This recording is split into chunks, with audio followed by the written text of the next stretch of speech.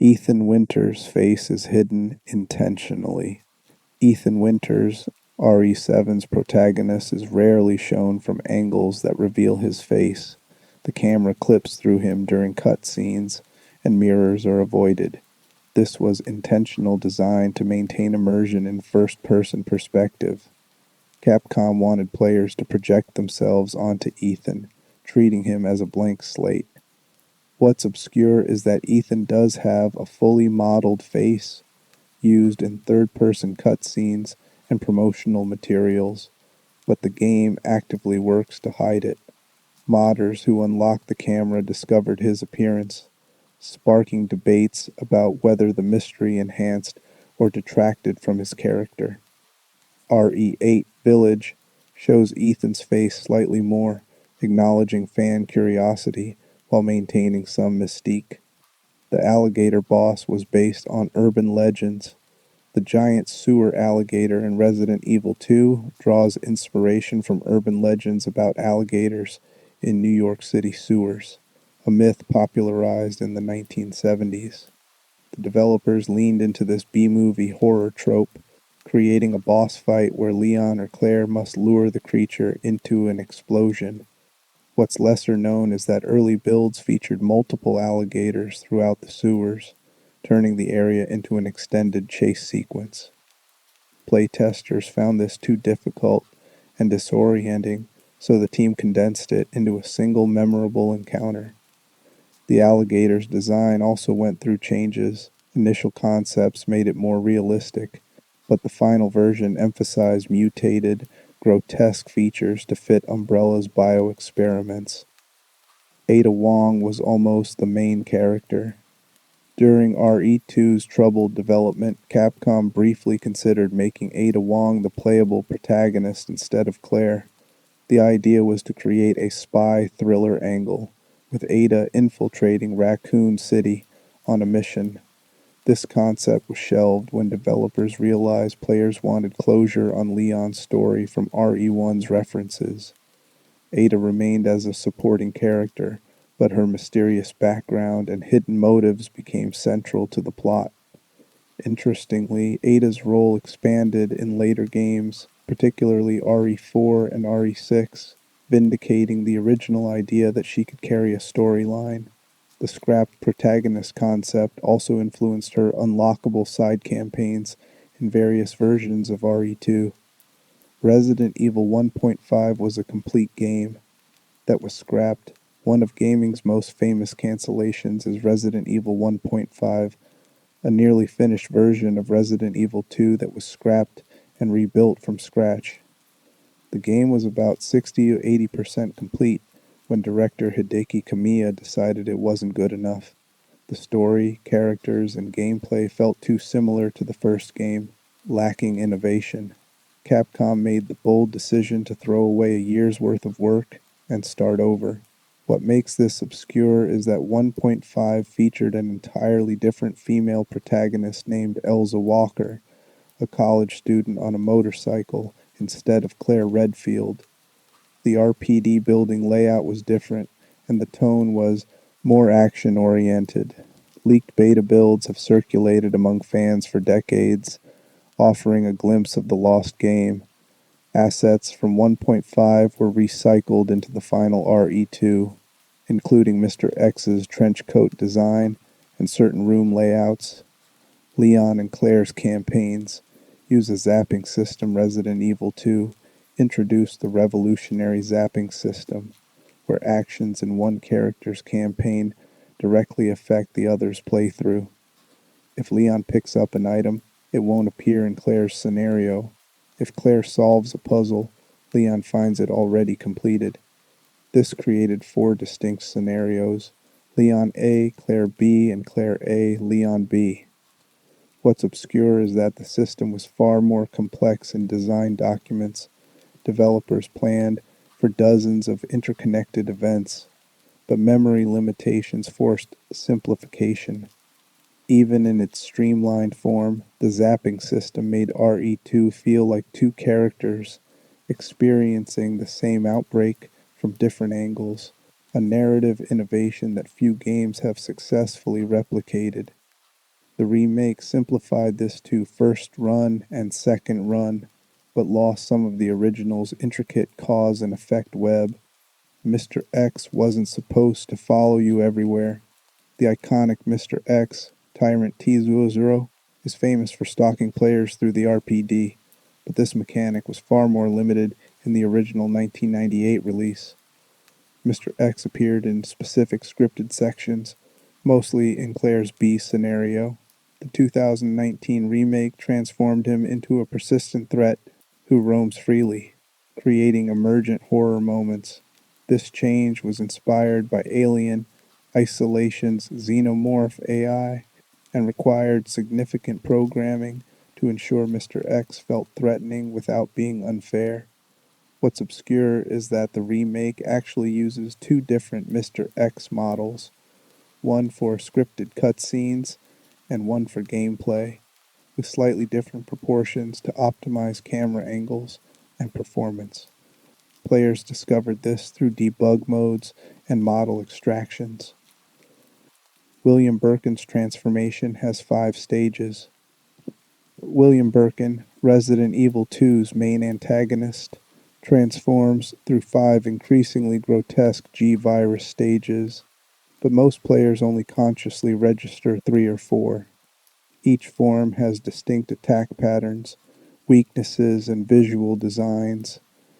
What makes this obscure is that Birkin's transformations follow a biological logic based on real evolutionary adaptation theory. Each form becomes less human and more optimized for predation. Concept art reveals that a 6th form was considered, essentially a building-sized mass of flesh, but it was deemed too impractical for the train finale.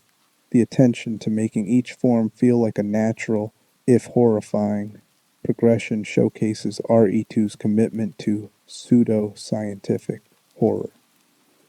The orphanage was meant to be much larger. Sherry Birkin's section in the orphanage represents a tiny fraction of what was planned. Original designs show an entire chapter where players would control Sherry through multiple floors, solving puzzles while avoiding a unique enemy called the Liquor Child, a mutated orphan. This content was cut because playtesters found controlling a defenseless child too stressful, and the section disrupted pacing. Remnants exist in the game files, including enemy animations and room models. The remake references the cut content by expanding Sherry's section slightly and adding more environmental storytelling about the orphanage's connection to Umbrella. The scrapped Liquor Child concept was disturbing enough that Capcom rarely discusses it in interviews. Tofu Survivor is a debug tool that became a joke mode. The Tofu Survivor minigame, where players control a giant block of tofu through the same escape route as Hunk's 4th Survivor mode, started as an internal testing model. Developers needed a simple geometric shape to test collision detection, hitboxes, and pathfinding without loading complex character models. Someone joked about making the tofu block playable, and the idea stuck. The mode shipped as a hidden reward for completing 4th Survivor with an A rank. Tofu became a beloved mascot for the series' willingness to embrace absurdity, returning in remakes with expanded Tofu Survivor variants featuring different flavors of tofu with unique abilities. The fact that a developer's debug cube became one of gaming's strangest bonus modes perfectly captures Resident Evil's mix of horror and humor. Resident Evil 2's zapping system created plot holes. While the zapping system was innovative, it inadvertently created canonical inconsistencies. Both Leon and Claire can pick up key items and face certain bosses, meaning the game suggests both characters did everything simultaneously, which makes no narrative sense. Capcom later clarified that Leon A. Claire B is the canon sequence, but even this has contradictions. Both characters claim to have defeated Mr. X and interacted with Ada or Sherry in ways that overlap impossibly. The remake addressed this by making the A-B scenarios less interconnected, effectively splitting them into what-if timelines rather than claiming both happened sequentially. The original's tangled continuity became a running joke among lore enthusiasts trying to map out the true Raccoon City incident. Claire's original look was completely different. Claire Redfield's final design in RE2, biker vest, pink undershirt, denim shorts, came after multiple rejected concepts. Early versions had her in a red dress, looking more like an action movie heroine than the college student Saj biker she became. The dress design was recycled and later adapted for Claire's alternate costumes. The shift to a more practical, casual outfit reflected developers' desire to make Claire feel like an ordinary person caught in horror, not a trained operative. Elza Walker, the protagonist from the cancelled RE 1.5, wore the trench coat that eventually went to Mr. X, showing how character designs migrated between development iterations. Claire's final look struck a balance, tough enough to be believable, relatable enough to feel vulnerable. The Raccoon City destruction was foreshadowed in RE2. Throughout Resident Evil 2, players find files and radio broadcasts hinting at federal intervention and escalating chaos. The game's ending confirms the city is lost, but the nuclear missile that destroys Raccoon City in Resident Evil 3 is barely acknowledged in RE2's original version. The remake integrates this foreshadowing more heavily, with background details showing military buildup. What's obscure is that RE2's development happened before RE3's story was finalized, meaning the city's destruction wasn't originally planned when RE2 shipped. The nuke ending was a creative solution, added later to explain why subsequent games abandoned Raccoon City, effectively writing the location out of the series while creating one of gaming's most iconic apocalyptic moments. Hunk's Fourth Survivor was designed to be nearly impossible. The Fourth Survivor bonus mode, starring Umbrella operative Hunk, was intentionally balanced to feel unfair. Limited ammo, swarming enemies, and a brutal route from sewers to the RPD roof were meant to be an ultimate challenge for skilled players. Developers expected fewer than 5% of players to beat it. What's obscure is that Hunk's moveset has subtle differences from Leon and Claire, faster reload speeds, and slightly adjusted hit detection, though the game never tells you. These tiny advantages are necessary because the mode's difficulty was tuned assuming expert-level play. Hunk became a fan-favorite Grim Reaper character, appearing in later games despite being a faceless umbrella soldier whose only defining trait is being inhumanly efficient at survival. Resident Evil 3 was developed alongside Code. Veronica, what most fans call Resident Evil 3, was originally titled Resident Evil 1.9 or Biohazard Last Escape in early production. It was developed as a side story, while Code Veronica was being built as the true Resident Evil 3. Code Veronica featured main series characters, Claire, Chris, and advanced the overarching Umbrella storyline, fitting the numbered sequel role. However, Code Veronica launched exclusively on Sega Dreamcast, limiting its audience. Capcom decided to renumber the Jill-focused Raccoon City game as RE3 for PlayStation to maximize sales. This marketing decision confused the series' continuity. Code Veronica is numerically the fourth game, but narratively the third. While RE3 is chronologically between RE2 and Code Veronica, the numbering quirk still trips up newcomers trying to play the series in order. Nemesis was inspired by the Terminator. The Nemesis enemy draws heavy inspiration from James Cameron's Terminator, specifically the relentless pursuit mechanic. Developers wanted a villain who felt unstoppable, and intelligent, adapting to player strategies. Nemesis tracks Jill throughout Raccoon City, crashing through walls, dodging attacks, and even using weapons, a first for Resident Evil enemies. The iconic stars growl reinforces its single-minded programming to eliminate stars members. What's less known is that Nemesis's AI was heavily scripted. Most adaptations are pre-programmed responses to specific player actions rather than true artificial intelligence. The illusion of intelligence combined with dynamic entry points, bursting through windows, dropping from helicopters, made Nemesis feel smarter than it actually was. This scripted but convincing design influenced countless horror games, stalker enemies. Resident Evil 3 has the most alternate routes. RE3 introduced live selection, timed choices that branched the story into alternate paths. These moments, like choosing to hide in a room or confront Nemesis directly, create divergent gameplay sequences. The system was meant to enhance replayability, showing different areas and encounters depending on player decisions. What's obscure is that the branching is largely cosmetic. Most paths reconverge to the same checkpoints, with only minor differences in items and enemies. The illusion of choice worked well enough to feel impactful, but speedrunners quickly mapped the optimal routes, revealing how limited the branching really was.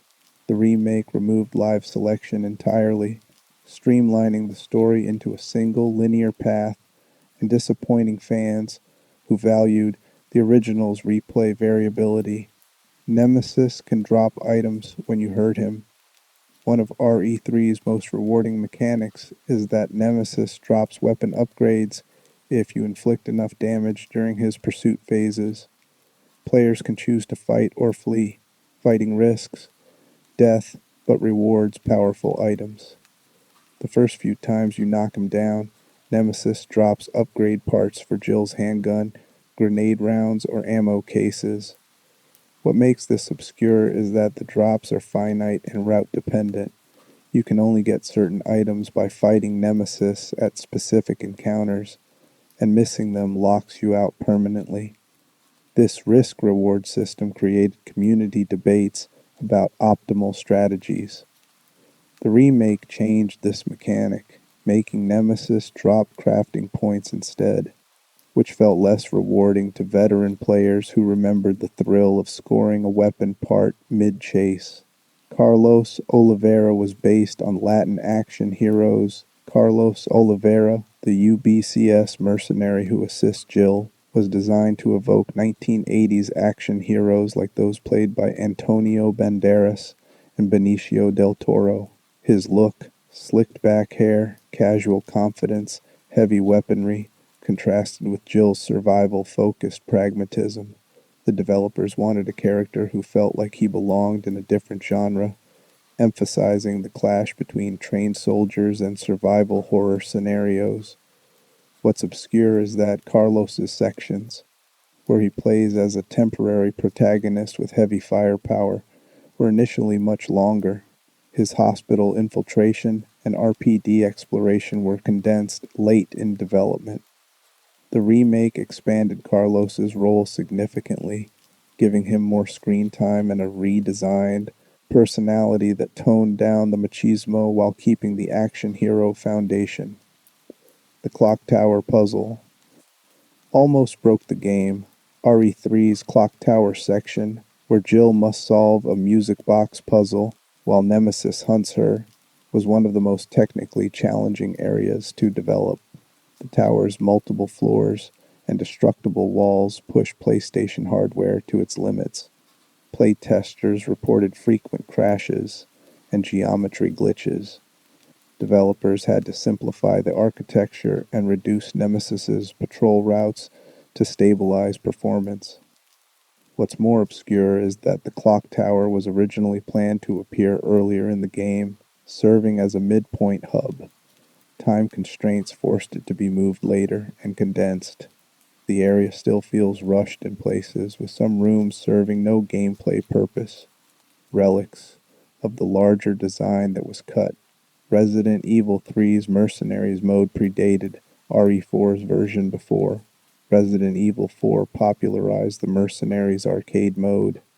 RE3 introduced Operation Mad Jackal, a timed score attack mode where players control UBCS mercenaries fighting through Raccoon City streets.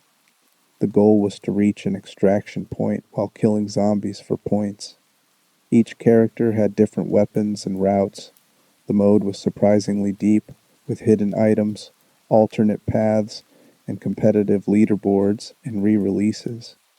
What's obscure is that Mad Jackal's scoring system influenced future Resident Evil multiplayer modes, including RE4's Mercenaries, RE5's Co-op, and even the standalone Resident Evil Resistance. The bones of RE3's bonus mode quietly shaped how the franchise approached arcade-style, replayable action content. Jill's wardrobe malfunction in early builds. Early promotional materials for RE3 showed Jill in her iconic tube top and mini skirt, but her model had physics simulation issues with her hair and skirt that caused graphical glitches. During rapid movement, her skirt would clip through her legs or disappear entirely. The development team fixed this by simplifying the cloth physics and adding invisible collision boxes. What makes this obscure is that some late-stage beta builds still contained the glitched model, and hackers have restored these early versions, creating meme-worthy glitch compilations. The remake sidestepped the issue entirely by redesigning Jill's outfit into more practical cargo pants and a tank top, a decision that sparked debates about censorship versus realism. Code: Veronica was the first Resident Evil with real-time 3D environments code. Veronica abandoned the pre-rendered backgrounds that defined the PlayStation trilogy, rendering all environments in real-time 3D on the Dreamcast. This allowed for dynamic lighting, moving cameras, and more interactive environments. The trade-off was less visual detail. Pre-rendered backgrounds could fake textures and details the hardware couldn't render live. What's obscure is that the shift was controversial internally at Capcom. Some staff felt it sacrificed atmosphere for technical showmanship. Time proved the decision necessary. Pre-rendered backgrounds aged poorly, while Code, Veronica's real-time graphics, allowed smoother HD re-releases. The move also set the template for RE4's over-the-shoulder perspective, proving that technical evolution sometimes requires aesthetic compromise. Steve Burnside was designed to be unlikable. Steve Burnside, Claire's companion in Code.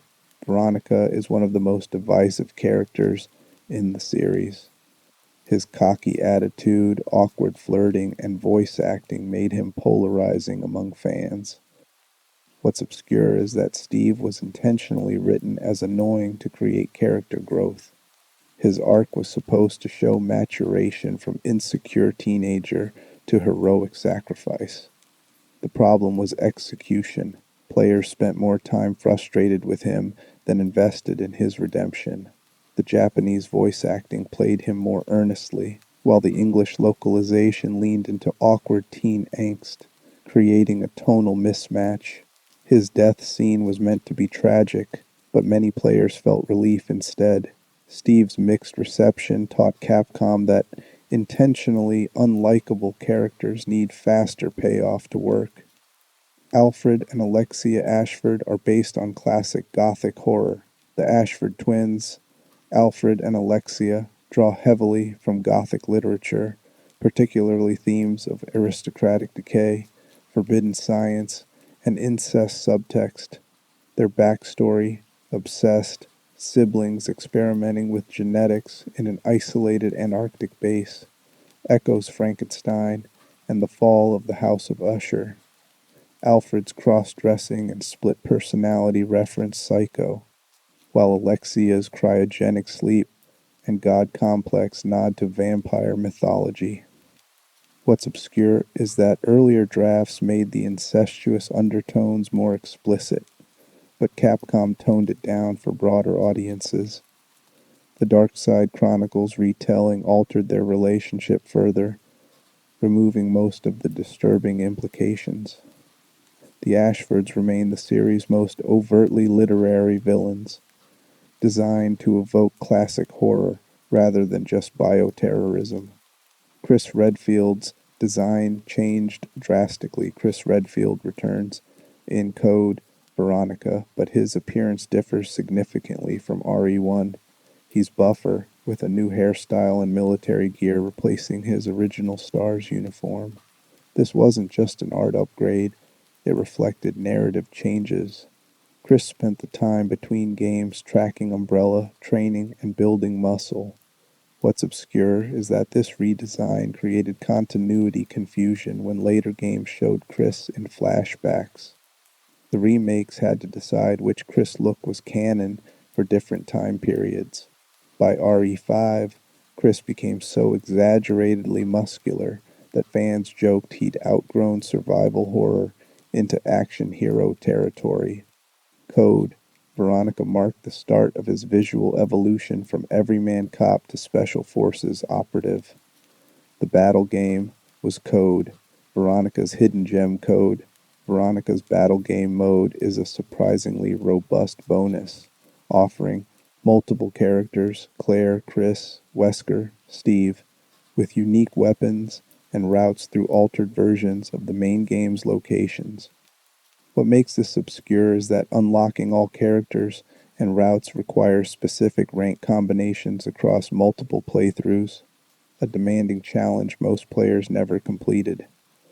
The mode essentially functions as an alternate universe version of the story, with different enemy placements and remixed scenarios. Battle Game proved Capcom could reuse existing assets creatively to extend replay value, a philosophy that informed future bonus modes across the franchise. Wesker's return was planned once RE2, Albert Wesker's shocking revival in Code. Veronica wasn't a retcon, it was planned from the beginning. Resident Evil 2's early drafts included files hinting at Wesker's survival and Umbrella's experiments on his body. The references were vague enough that players assumed they were lore flavor, not foreshadowing. Wesker's return required explanation. The progenitor virus he injected before his death in RE1 caused a death-like state, then resurrected him with superhuman abilities. What's obscure is that the writing team debated keeping him dead, worried resurrection would cheapen his sacrifice. Marketing pressures and fan popularity won out, turning Wesker into the series' recurring mastermind villain for over a decade. Code, Veronica's plane, scene-defied physics. The infamous sequence where Claire escapes Rockfort Island in a cargo plane while it's already airborne and partially destroyed is gloriously absurd. She fights Tyrant T-078 mid-flight, then crashes the plane intentionally to defeat the creature. The physics are nonsensical. The plane shouldn't stay aloft. The cargo bay would depressurize instantly, and Claire would freeze or suffocate. What's obscure is that developers knew it was ridiculous and leaned into B-movie spectacle intentionally. Script notes reference action films like Die Hard and True Lies, aiming for over-the-top set pieces over realism. The plane scene epitomizes Code, Veronica's shift towards cinematic action, for better or worse. The village opening was designed to teach new mechanics. RE4's infamous village siege, where Leon fights off dozens of ganados, is masterful tutorial design disguised as an action set piece. The encounter teaches players that enemies can be stunned, kicked, and crowd controlled, that ammo must be conserved, that environmental hazards, exploding barrels, ladders, are tools, and that sometimes retreat is smarter than fighting. What's obscure is that the village is hand-tuned to be just barely survivable for first-time players. Enemy spawn patterns, item placement, and the escape timer, a bell rings causing Ganados to leave, were calibrated through hundreds of playtests. Speedrunners have dissected the village to reveal its scripted elements, but for most players it feels like organic chaos, exactly what the designers intended. RE4's camera changed. Survival horror forever. The over-the-shoulder camera RE4 pioneered became the industry standard almost overnight. Before RE4, most third-person games used either fixed cameras or distant bird's-eye views. Placing the camera close behind Leon, looking over his shoulder, created immersion and tension while allowing precise aiming. What's obscure is that Shinji Mikami initially hated the idea, thinking it made the game too easy. The team convinced him by demonstrating how limited field of view, you can't see behind you, and deliberate controls, stopping to aim, preserve survival, horror tension despite the action focus. The camera's success influenced everything from Gears of War to The Last of Us, fundamentally reshaping game design across genres. Leon's knife is secretly one of the best weapons. While most players treat the knife as a desperation tool, skilled players know it's devastatingly effective in RE4. The knife can block chainsaw attacks, slash downed enemies to conserve ammo, and cut through certain obstacles. What's obscure is that the knife has hidden mechanics.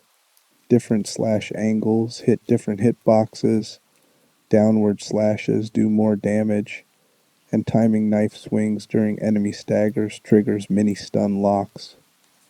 Speedrunners use knife-only strategies to beat the game in record time, exploiting these advanced techniques. The knife's depth was intentional. Capcom wanted to reward mastery and experimentation, proving that even weak tools can be powerful in the right hands. The regenerators were inspired by medical anxiety. The regenerators, pale, lab-grown creatures that regenerate unless their hidden organs are destroyed, are among RE4's most unsettling enemies. Their design taps into medical horror, featureless faces, labored breathing, that eerie wheeze, and the implication they were human subjects. Destroying them requires the thermal scope to identify weak points, turning combat into a tense scanning puzzle. What's obscure is that early concept art shows regenerators with visible faces and expressions, making them more overtly human. Developers removed facial features because blank, doll-like heads were scarier. Players project their own fears onto the empty canvas. The breathing audio was recorded by layering asthmatic gasps and slowed heartbeats, amplifying discomfort. The island section was the most criticized during development. RE4's Island Fortress finale, where Leon fights Illuminato soldiers with military gear and Gatling guns, is often criticized for abandoning survival horror in favor of action. What's obscure is that the development team shared these concerns. Internal playtests flagged the island as too much like a shooter, but time constraints prevented a redesign. Mikami later admitted he'd have preferred a different final area, but defended the island as a natural escalation. By that point, Leon is armed to the teeth, so enemies needed to match his power. The island represents RE4's full embrace of action, AE, controversial decision that defined the series' direction for years. Ada's Separate Ways campaign reveals her true mission. Separate Ways. Ada's side story added in the PS2 version runs parallel to Leon's campaign and fills narrative gaps. Players learn Ada is working for Wesker, retrieving a Plaga sample while maintaining her cover. What's obscure is that Separate Ways was developed after RE4's initial GameCube release and wasn't part of the original vision. The campaign reuses existing maps but adds new areas, puzzles, and context. Some story beats in Leon's campaign only make sense after playing Separate Ways. Ada's mysterious interventions, why certain paths open, and how items appear in Leon's route. The addition was so successful that later remakes integrated it as core content rather than a bonus. The merchant's identity has never been explained. The merchant, the mysterious cloaked figure who sells weapons and upgrades, appears throughout RE4 without explanation. He's always there in increasingly implausible locations, inside cages, remote caves, underwater docks, offering deals with his gravelly, "What are you buying?" Fans have theorized for decades, is he Ganado, a neutral survivor, a supernatural being? Capcom has never officially explained his nature. What's obscure is that early scripts included dialogue implying he was a former Los Illuminados member who went independent, but this was cut. The merchant's unexplained presence became a beloved mystery, proving that sometimes unanswered questions enhance mythology better than exposition. Ashley's AI was programmed to annoy players less. Ashley Graham, the president's daughter Leon must rescue, is a controversial character, primarily because escort missions are universally disliked. Capcom anticipated this and programmed Ashley's AI to be as unobtrusive as possible. She ducks when Leon aims near her, hides in containers on command, and can't die from Leon's attacks. Friendly fire doesn't exist. What's obscure is that Ashley has hidden commands.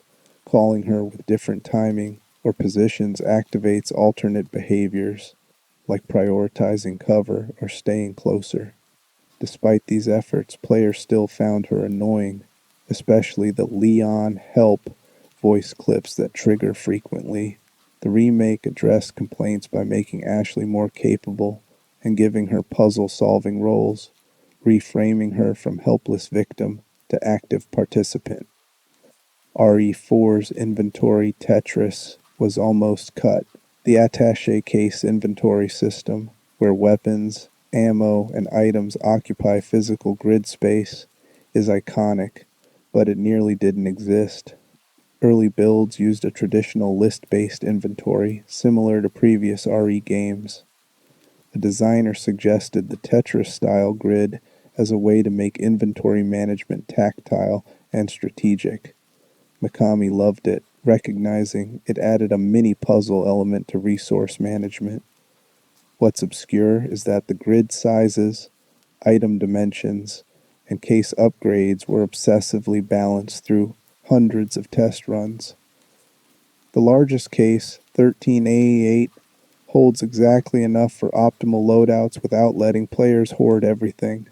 The system influenced countless games, proving that making menus fun is possible if you treat them as gameplay, not just UI.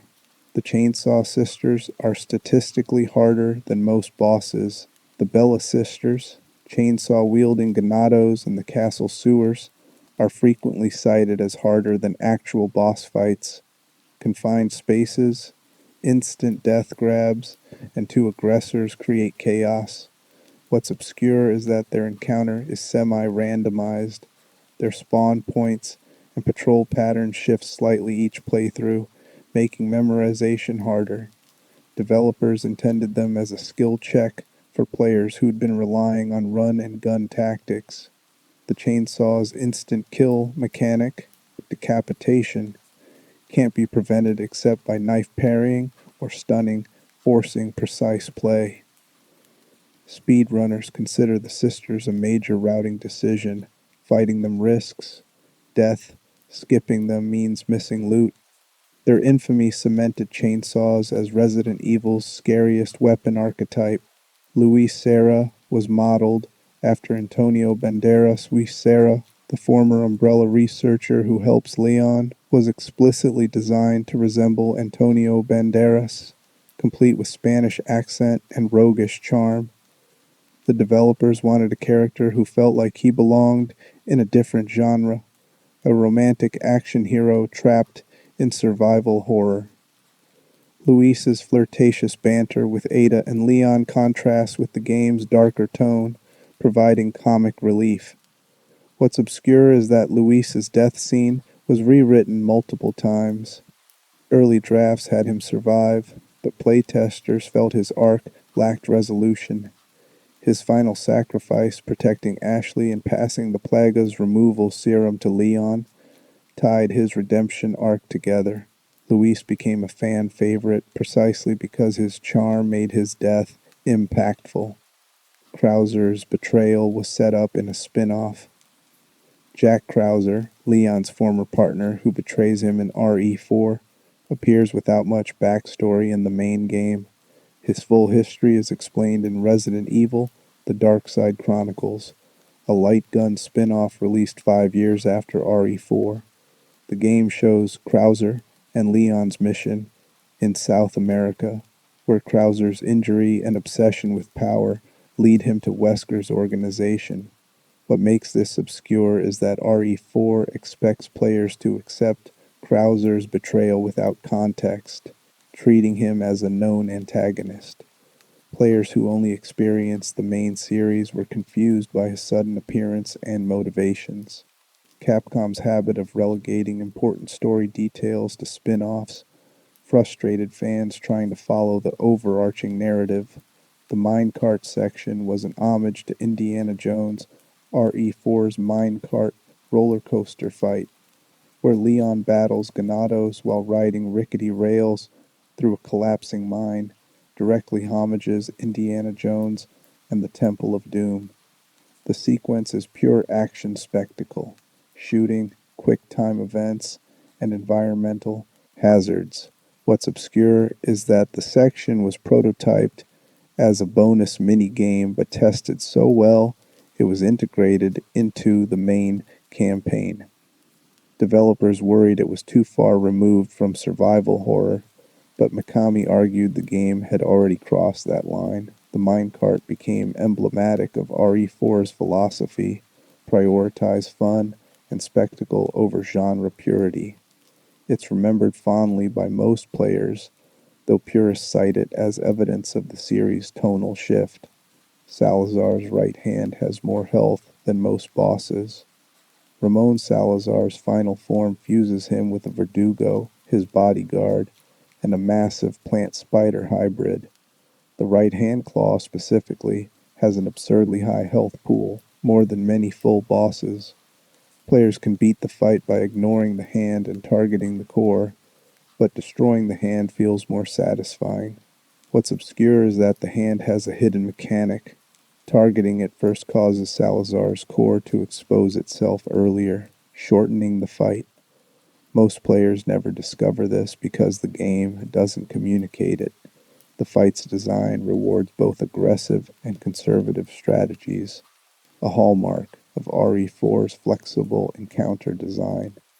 Ashley's ballistics joke became meme legend. During RE4's castle section, Ashley asks Leon about her appearance. One dialogue option is ballistics, supposedly referring to body armor, but obviously a crude joke. Ashley responds positively, and Leon looks embarrassed. This brief exchange became one of gaming's most memed moments, spawning endless edits and references. What's obscure is that the line was added late in localization and doesn't exist in the Japanese script, where the exchange is much tamer. The Western localization team took liberties with humor, creating moments that feel slightly out of place, but became iconic regardless. The remake removed the joke, disappointing fans who expected its return. RE4's ending has multiple jet ski outcomes. The final jet ski escape plays differently depending on player performance. Most players see Leon and Ashley jump a ramp and ride off into the sunrise, but alternate animations exist for lower rankings or specific conditions. Ada's helicopter movements change. Certain explosions trigger in different sequences, and Ashley's dialogue varies. These differences are minor, but show Capcom's attention to detail. What's obscure is that data miners found unused ending sequences suggesting more dramatic variations were planned, including a version where the island collapses more catastrophically. Time constraints led to the simpler final version, but the bones of grander finales linger in the code. Resident Evil 4 was the series' make-or-break moment. By 2004, Resident Evil's formula felt stale. Sales were declining, and critics argued the tank controls and fixed cameras were outdated. RE4 was Capcom's last chance to prove the franchise had a future. The decision to abandon series conventions, no zombies, no Umbrella Corporation focus, action-heavy gameplay, was controversial internally. Executives feared alienating the fan base. What's obscure is that Shinji Mikami promised to cut his own head off if RE4 wasn't exclusive to GameCube, a bizarre publicity stunt that backfired when the game was later ported to PS2. Despite the broken promise, RE4's critical and commercial success saved the franchise, selling millions and redefining action horror. It proved that evolution, even if divisive, beats stagnation. Resident Evil 5 was designed around light and darkness. When Resident Evil 5 moved the series to Africa's bright sunlight, many fans complained it wasn't scary. What's obscure is that the development team deliberately designed horror around harsh lighting contrasts, sun-drenched streets versus pitch-black interiors. The concept was that transitioning rapidly between extreme brightness and darkness would disorient players and create vulnerability. Certain sequences, like entering dark buildings after outdoor combat, were designed to exploit temporary blindness as your eyes adjusted. While the game couldn't fully implement realistic pupil dilation on PS3/Xbox 360 hardware, the intentional use of light as an enemy represented an ambitious attempt to reimagine survival horror for daytime settings. The execution fell short of the vision, but the philosophy influenced later games like RE7's use of darkness and limited lighting. RE5's daylight horror experiment was controversial, but it showed Capcom's willingness to challenge the genre's reliance on darkness as the primary fear trigger. Chris Redfield's muscles became a plot point. Chris's transformation from RE1's everyman into RE5's boulder-punching bodybuilder sparked endless memes. What fans don't realize is that his physique change has in-universe justification. Between Code, Veronica, and RE5, Chris spent years hunting bioterrorism threats in brutal conditions, requiring peak physical conditioning. His psychological state also shifted. He became obsessed with stopping bioweapons after losing teammates, channeling trauma into training.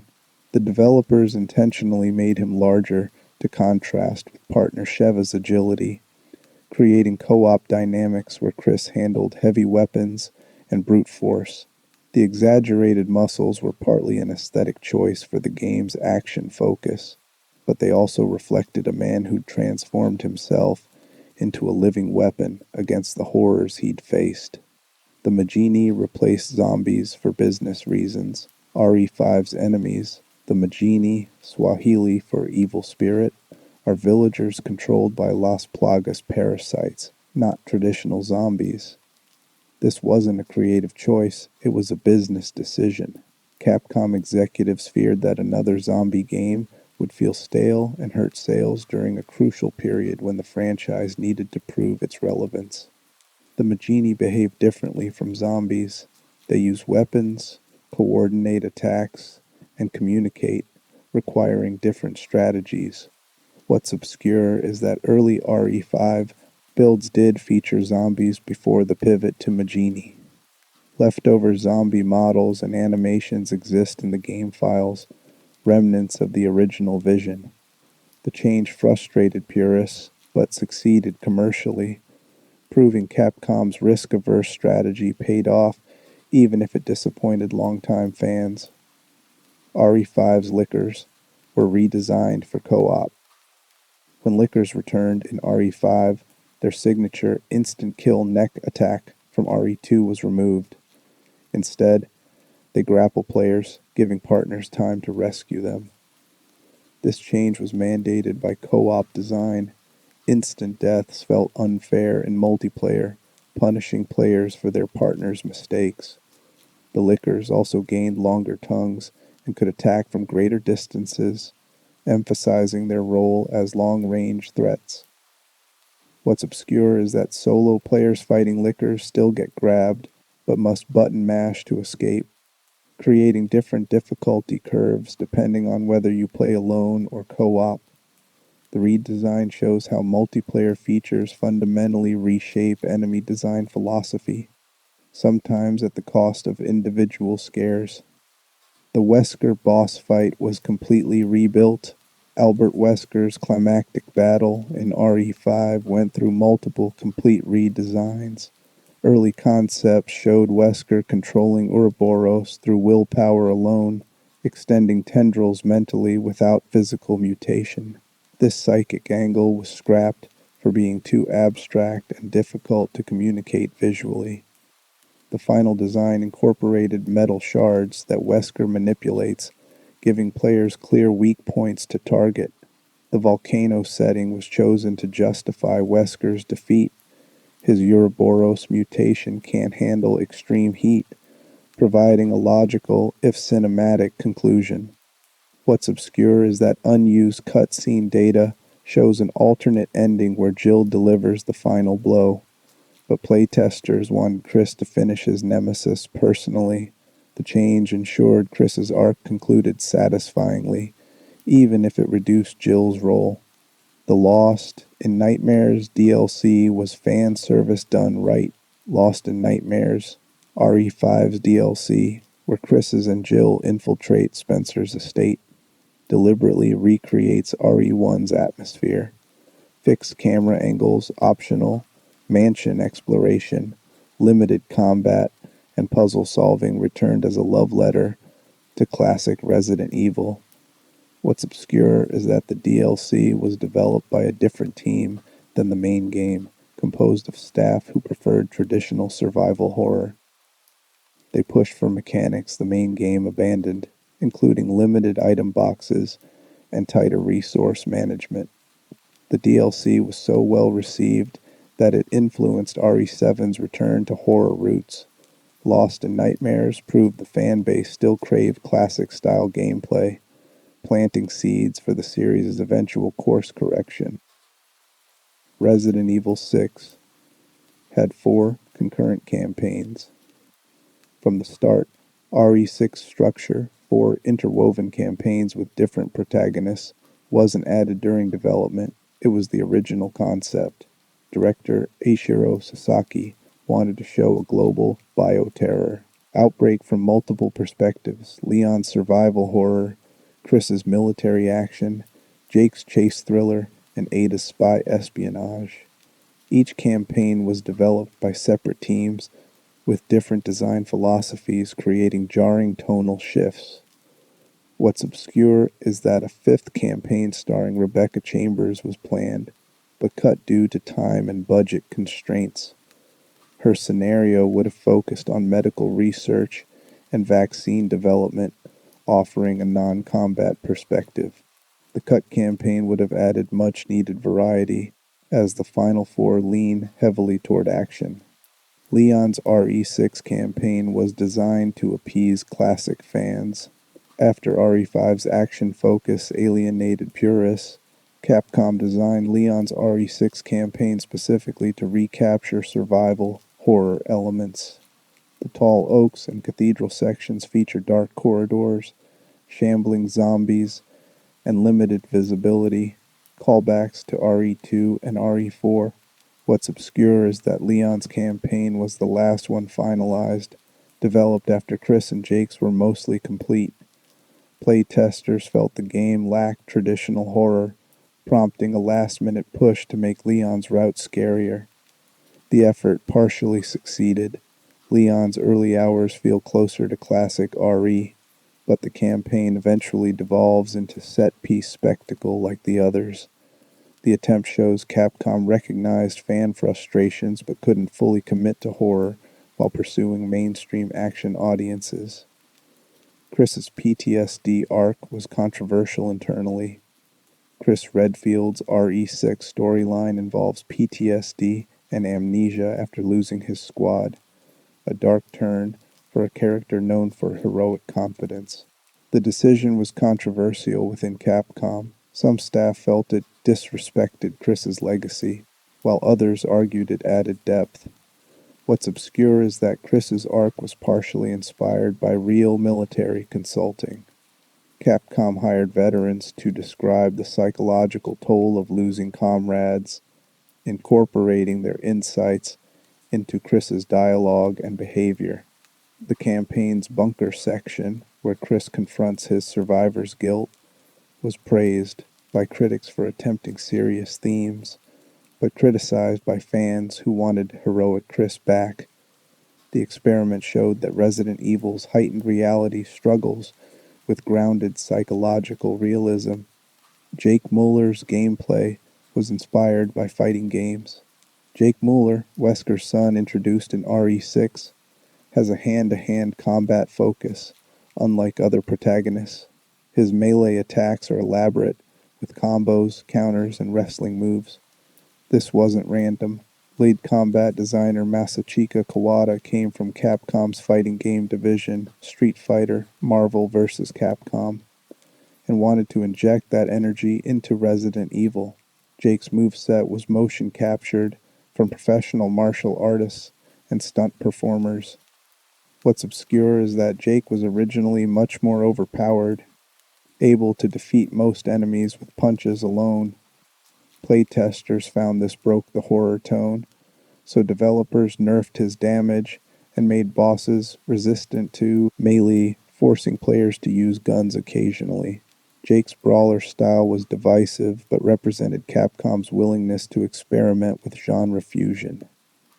Ada's campaign was unlocked late to avoid spoilers. In RE6, Ada's campaign is locked until you complete the other three, a decision made to preserve narrative twists. Ada's story reveals she's being impersonated by Carla Radames, a woman surgically and mentally altered to become a clone. Playing Ada's campaign first would spoil major reveals in Leon, Chris, and Jake's routes. What's obscure is that Capcom debated making Ada's campaign paid DLC, but feared backlash. The compromise was locking it behind story completion and later patching it to be immediately accessible after fan complaints.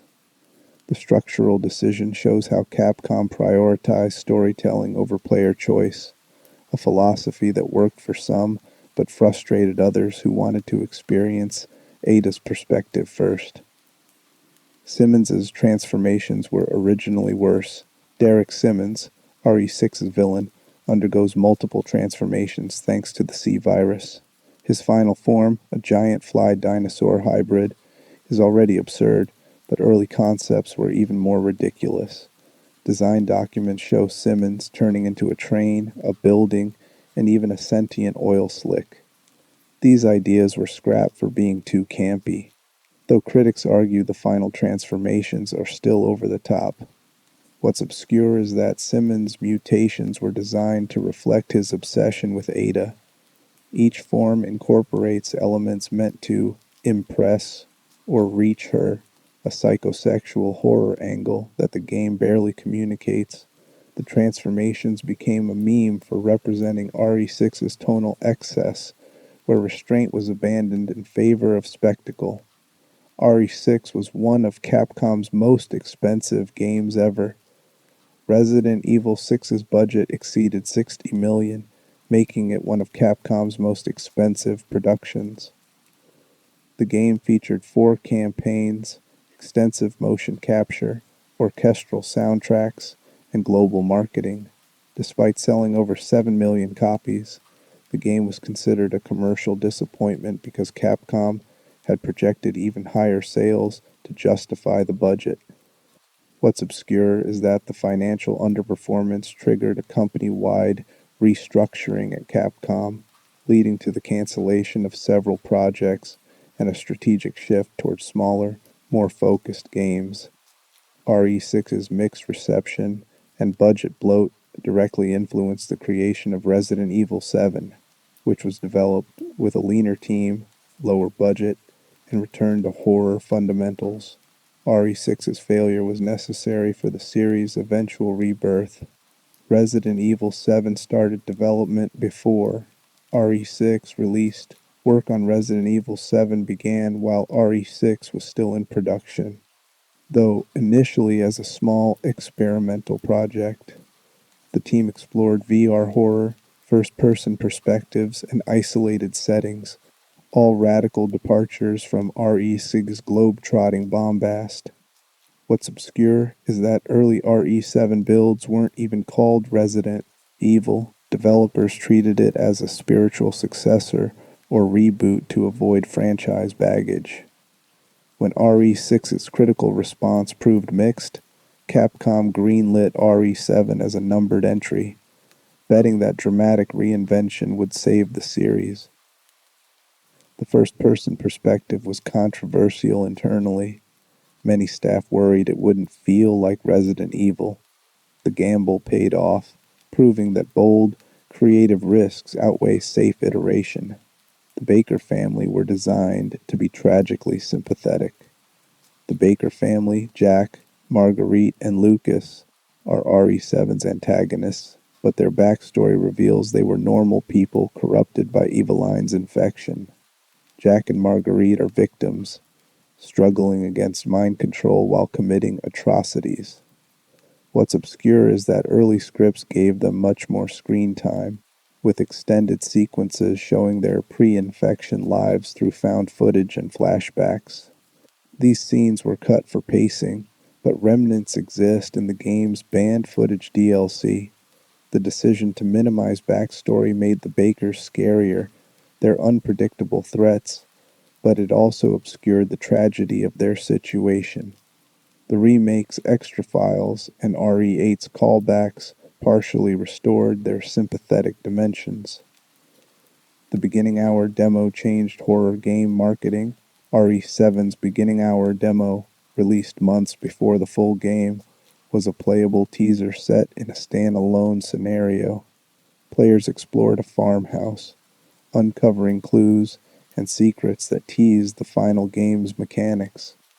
The demo included hidden endings and puzzles discovered by the community, generating weeks of speculation and theories. What's obscure is that Beginning Hour was inspired by PT's success but improved on it. While PT teased a canceled game, Beginning Hour built hype for a real release. The demo's success convinced other developers to release substantial, replayable demos, changing how horror games are marketed. RE8 followed with the maiden demo, continuing the tradition of letting players experience the atmosphere before committing to purchase. Eveline's design references The Ring and The Grudge.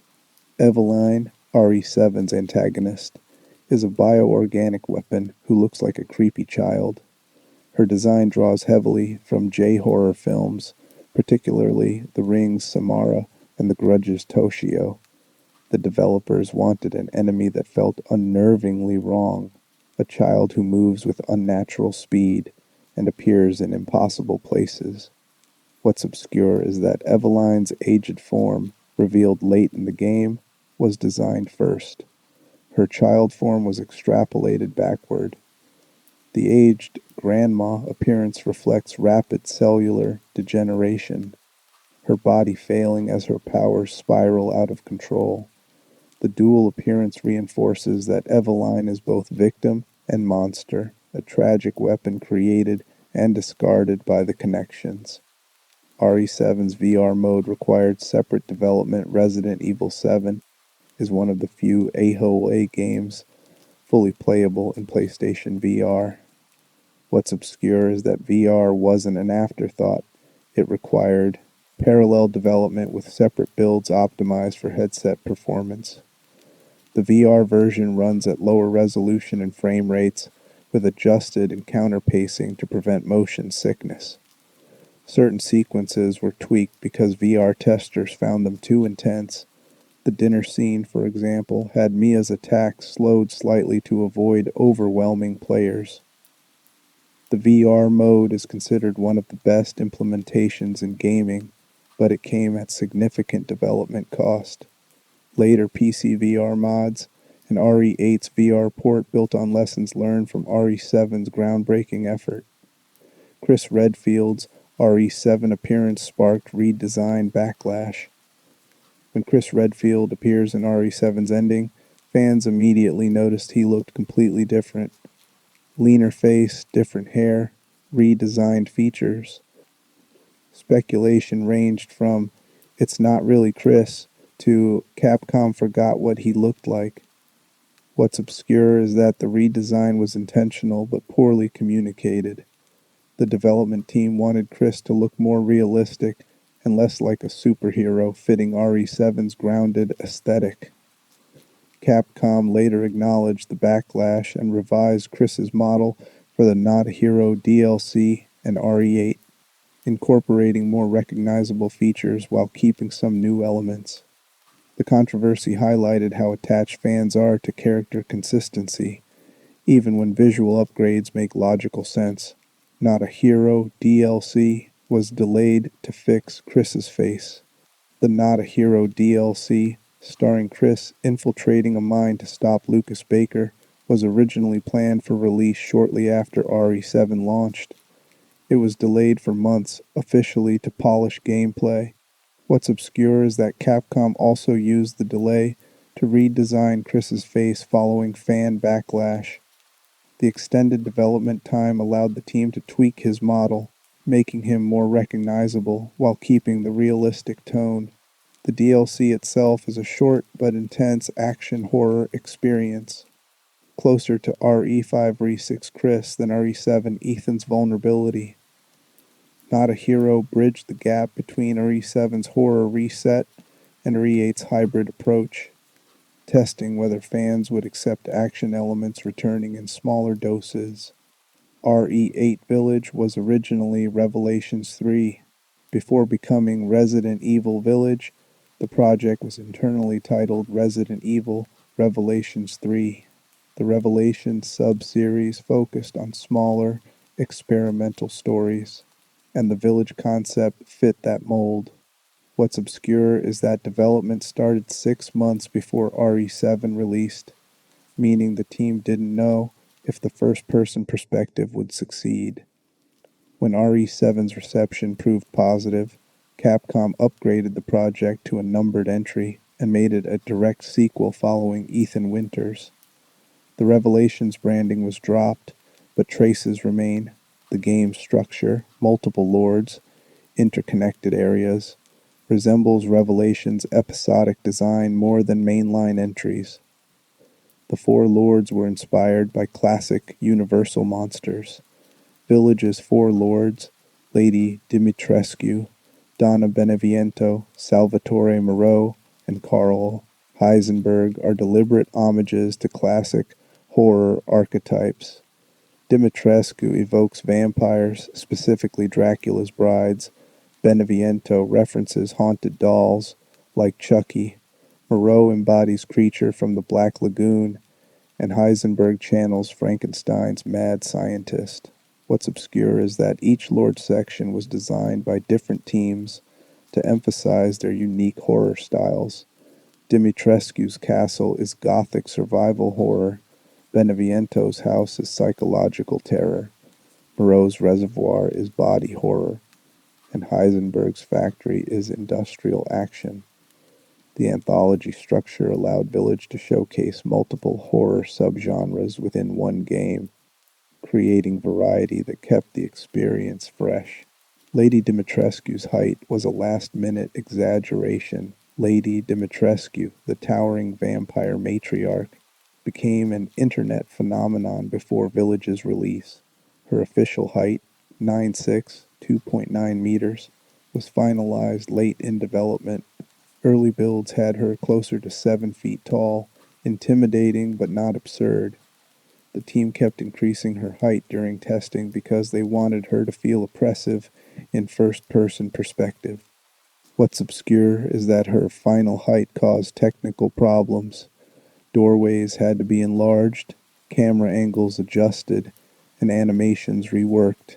Capcom leaned into the exaggeration, recognizing that her extreme proportions made her iconic.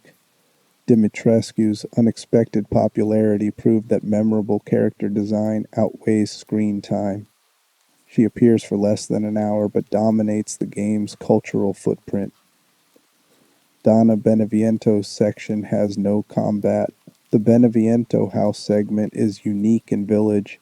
It strips Ethan of weapons and focuses on puzzle horror and psychological scares. The encounter with the doll Angie and the revelation of Ethan's fears through hallucinations create the game's most unsettling sequence. What's obscure is that this section was almost entirely cut during development. Playtesters found it too slow and frustrating with serving consciousness and allowing Miranda to create mold-based simulations. What's obscure is that the Mega Mice seat retroactively explains multiple series mysteries ordinary domestic spaces.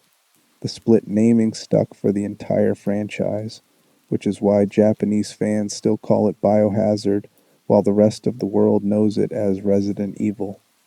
Interestingly, the dual identity created marketing challenges for decades, especially when merchandise and promotional materials had to be localized differently for each region. Sweet Home inspired the entire formula before Resident Evil existed. Capcom developed a Famicom game called Sweet Home in 1989 based on a Japanese horror film. The game featured mansion exploration, limited inventory, multiple characters with unique abilities, and environmental puzzles, all core elements that would define Resident Evil 7 years later. Director Shinji Mikami has openly acknowledged Sweet Home as the blueprint, calling it the spiritual predecessor to the survival horror genre. What makes this connection obscure is that Sweet Home never received an official Western release, so most international Resident Evil fans have never played the game that started it all. The mansion layout in the original Resident Evil even mirrors certain room arrangements from Sweet Home, a deliberate homage that only Japanese players would recognize immediately. The first zombie took 3 hours to animate the iconic opening zombie scene, where the creature turns to reveal Kenneth's mangled corpse, was revolutionary for 1996, but it came at a cost. The animation team spent over 3 hours rendering a single second of that turning motion on PlayStation hardware. The developers want the zombie's head rotation to feel slow and unnatural, amplifying dread through deliberate pacing. Motion capture wasn't used. Every frame was hand animated and tested. The final sequence runs about 10 seconds, meaning that single scare took days of processing and iteration. This painstaking approach set the standard for Resident Evil's commitment to atmosphere over action, proving that sometimes the scariest moments are the ones that refuse to rush. Jill's alternate zombie encounter. Most players encounter their first zombie in the hallway, but Jill Valentine has a hidden variation.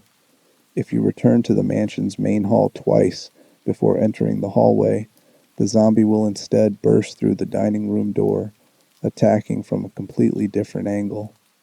This alternate scare was programmed to punish players who backtrack excessively early in the game, teaching them that Resident Evil's world doesn't wait for you to feel ready.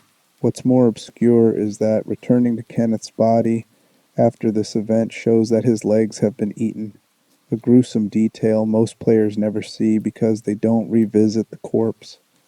It's one of the earliest examples of Resident Evil hiding story consequences in optional observation.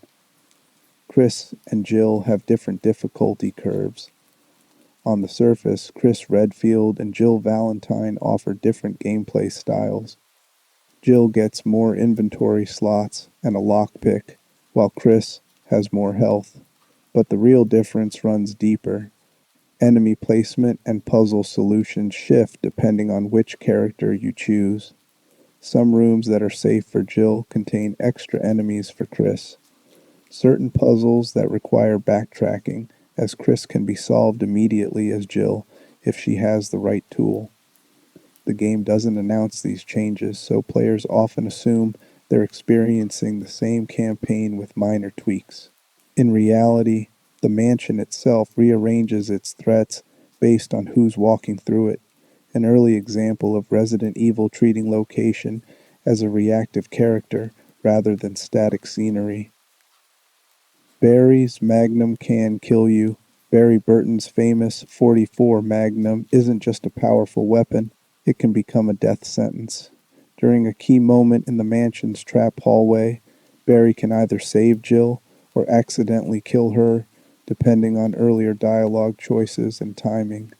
If you make the wrong decisions or wait too long, Barry's gun goes off and Jill dies instantly, triggering a unique game over screen. The scene was designed to make players distrust their allies, a theme Resident Evil would revisit in later entries.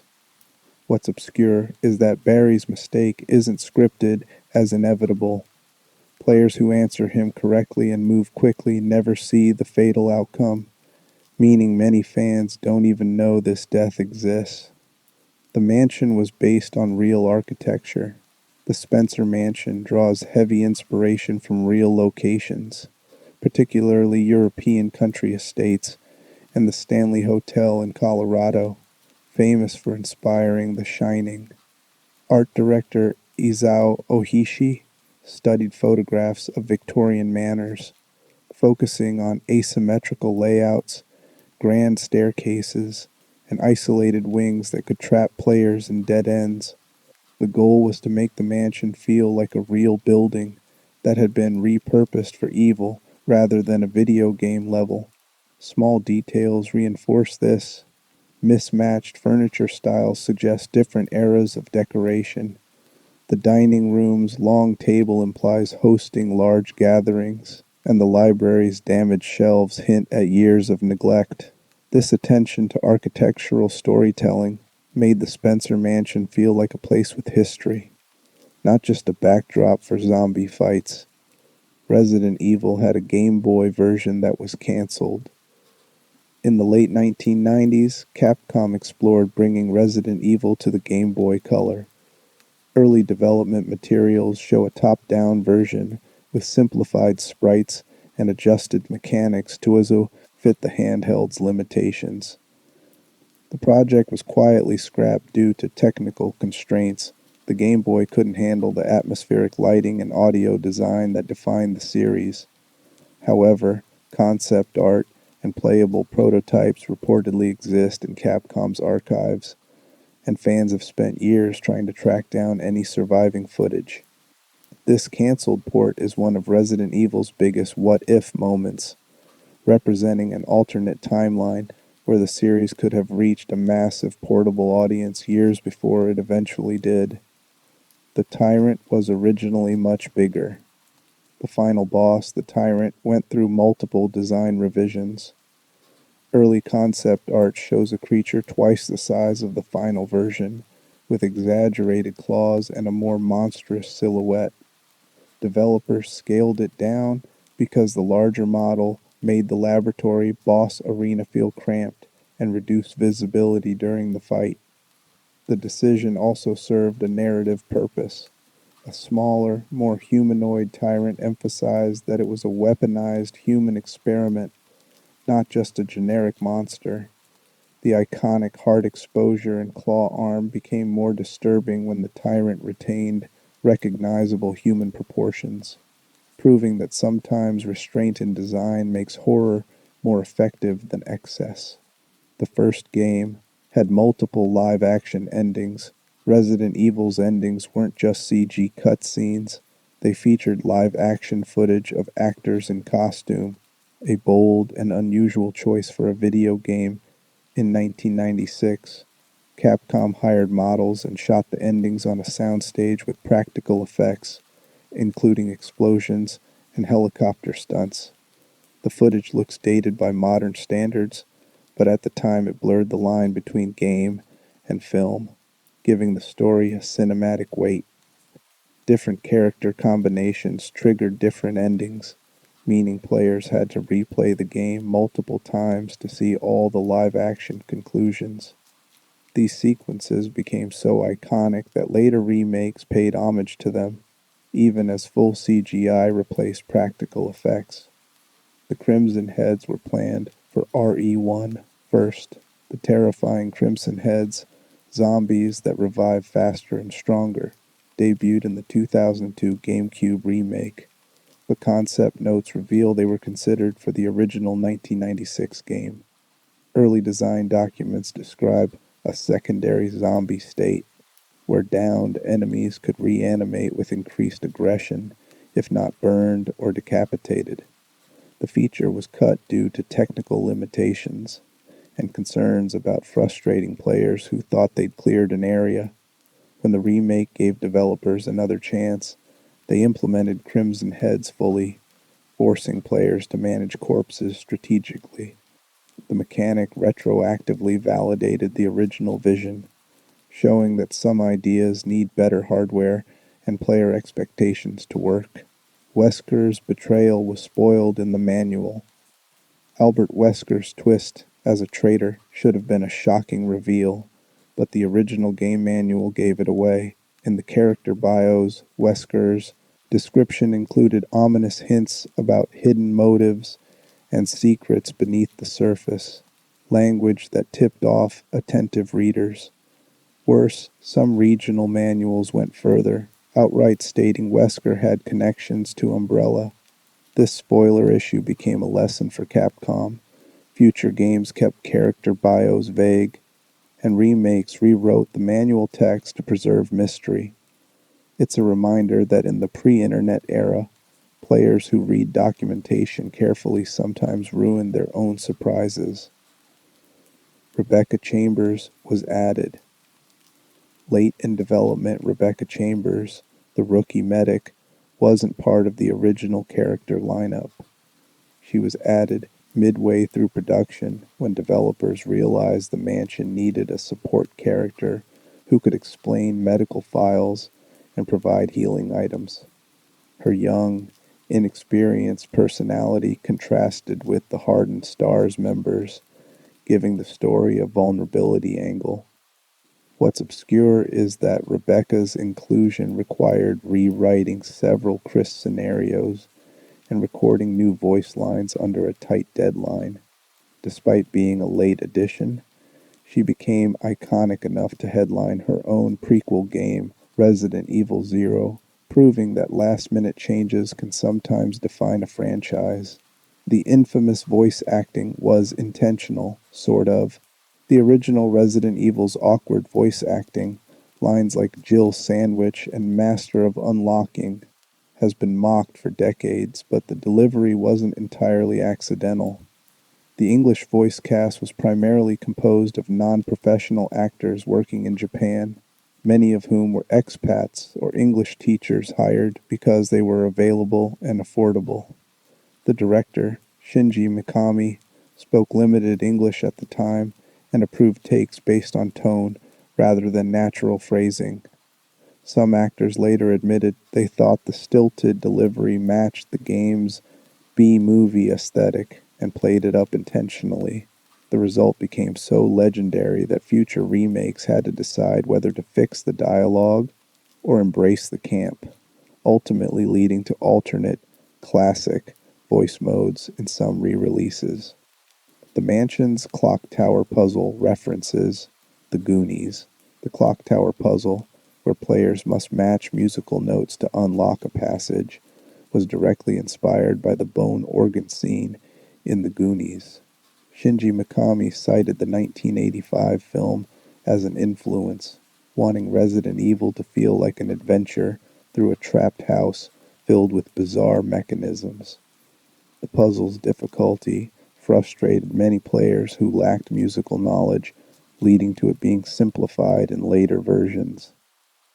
What's lesser known is that the development team initially included more Goonies-inspired traps, like collapsing floors and hidden pirate-themed rooms, but these were cut to maintain horror tone over adventure spectacle. Plant 42, was almost a different boss, entirely Plant 42. The giant mutated plant in the guardhouse replaced an earlier boss concept, a swarm of mutated bees. Early builds featured the Bee Queen boss fight in the same room, but playtesting revealed the encounter was too chaotic and difficult to read on screen. Developers pivoted to a stationary plant boss, which allowed for more strategic positioning and clearer visual communication. Interestingly, the bee concept didn't disappear. Giant wasps appear as regular enemies in later areas, salvaging some of the original design work.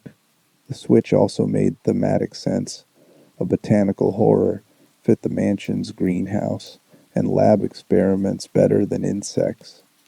The Star's office has a hidden shotgun. In the Star's office, players can find a hidden shotgun inside a locker, but only if they solve a subtle environmental puzzle. Checking Wesker's desk repeatedly, 50 times in the original, fewer in remakes, unlocks a key or clue pointing toward the locker. The shotgun gives a huge early game advantage, making subsequent areas much easier. What's obscure is that the game never directly tells you to spam Wesker's desk. Players discovered it through experimentation or word of mouth. This secret became so famous that remakes acknowledged it, turning the desk spam into an Easter egg that rewards series veterans. Brad Vickers' redemption arc was hidden in files. Brad Chickenheart. Vickers abandons the team at the start of RE1, fleeing in the helicopter after Cerberus dogs kill Joseph Frost. But a lesser-known detail complicates his cowardice. Brad never crashed. He kept the helicopter operational and circled back to extract survivors despite his fear. Files in the Star's office hint at Brad's internal struggle, revealing he suspected Umbrella's involvement and feared Wesker's true motives. The crashed helicopter players find near the mansion is actually Bravo Team's chopper, not Brad's. What makes this obscure is that most players assume Brad simply fled and never returned, but his actions at the game's end, risking his life to land in hostile territory, show genuine courage overcoming panic. By the time players learn the full context in RE3, where Brad faces Nemesis to protect Jill, they've already judged him. His character arc is one of the series' most subtle redemptions, built across 2 games through optional files and environmental storytelling. The mansion's architect went insane. One of the game's most disturbing files is George Trevor's diary, which reveals the mansion's architect was imprisoned by Umbrella founder Oswell Spencer, forced to live inside his own creation as a test subject. Trevor's descent into madness and eventual death, trapped behind his own hidden walls, adds a ghost story layer to the mansion's horror. What's obscure is that Trevor's daughter, Lisa, becomes the later Lisa Trevor enemy in the remake, connecting his architectural prison to his family's tragic fate.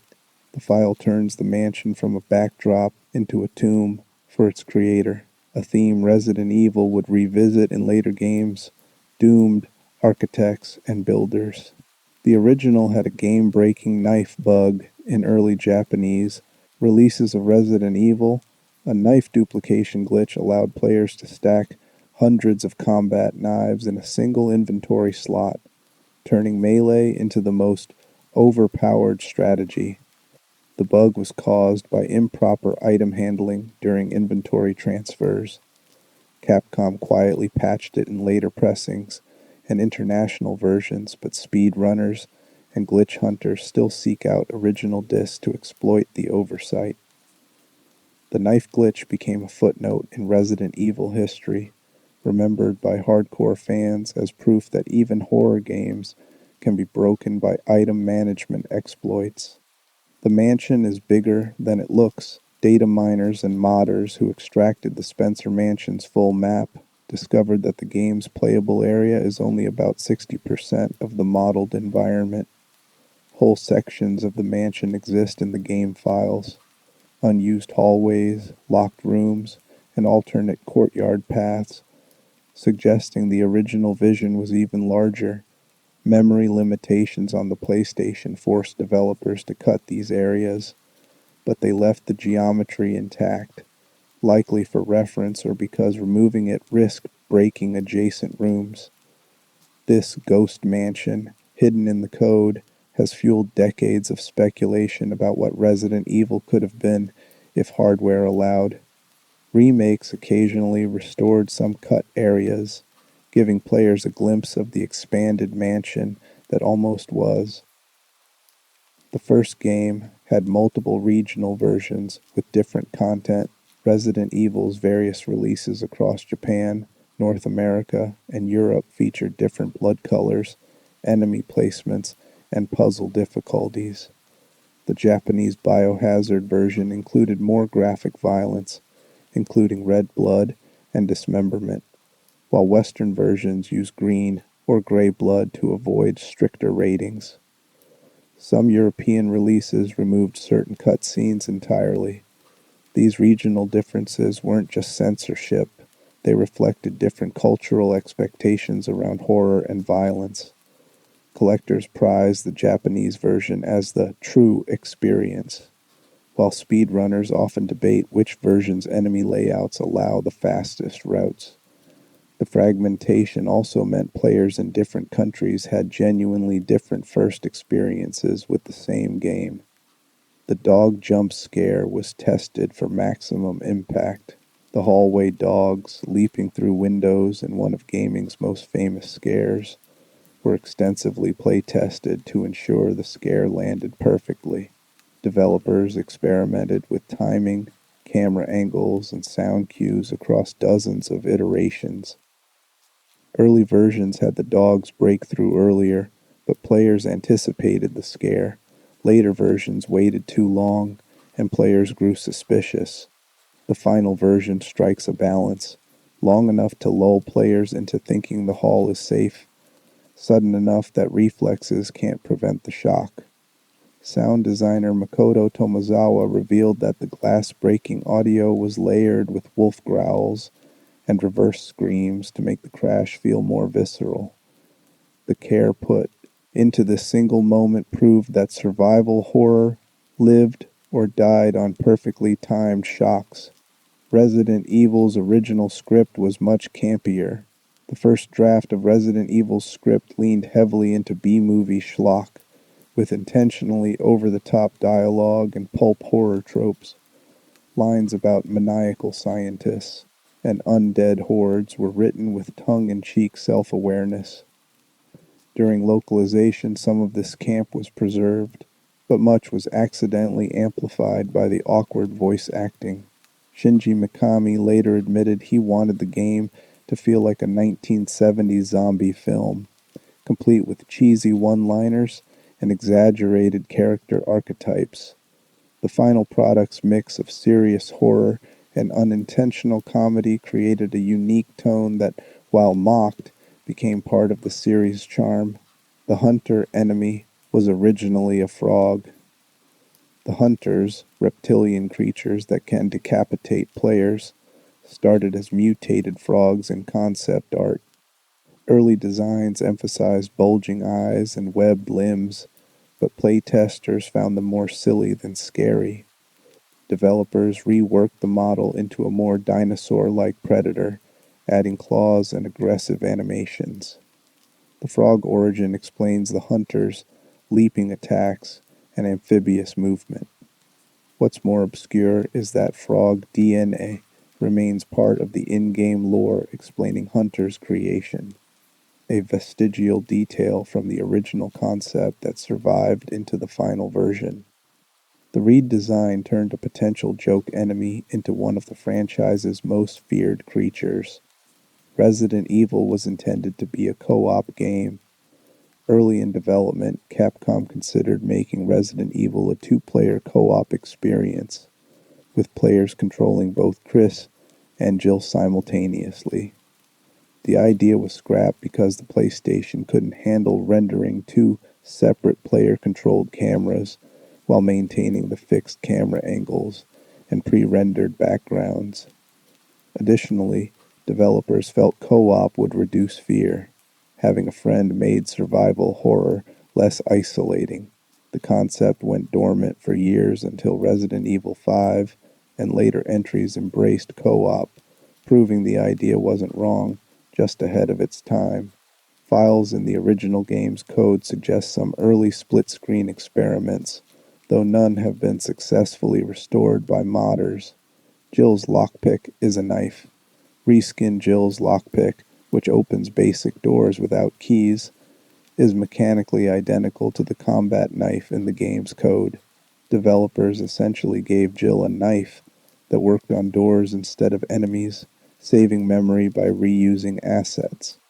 This coding shortcut becomes visible in glitches where the lockpick can occasionally register as a weapon, though it deals no damage.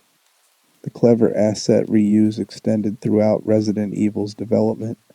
Many seemingly unique items share underlying code, dressed up with different sprites and use case flags.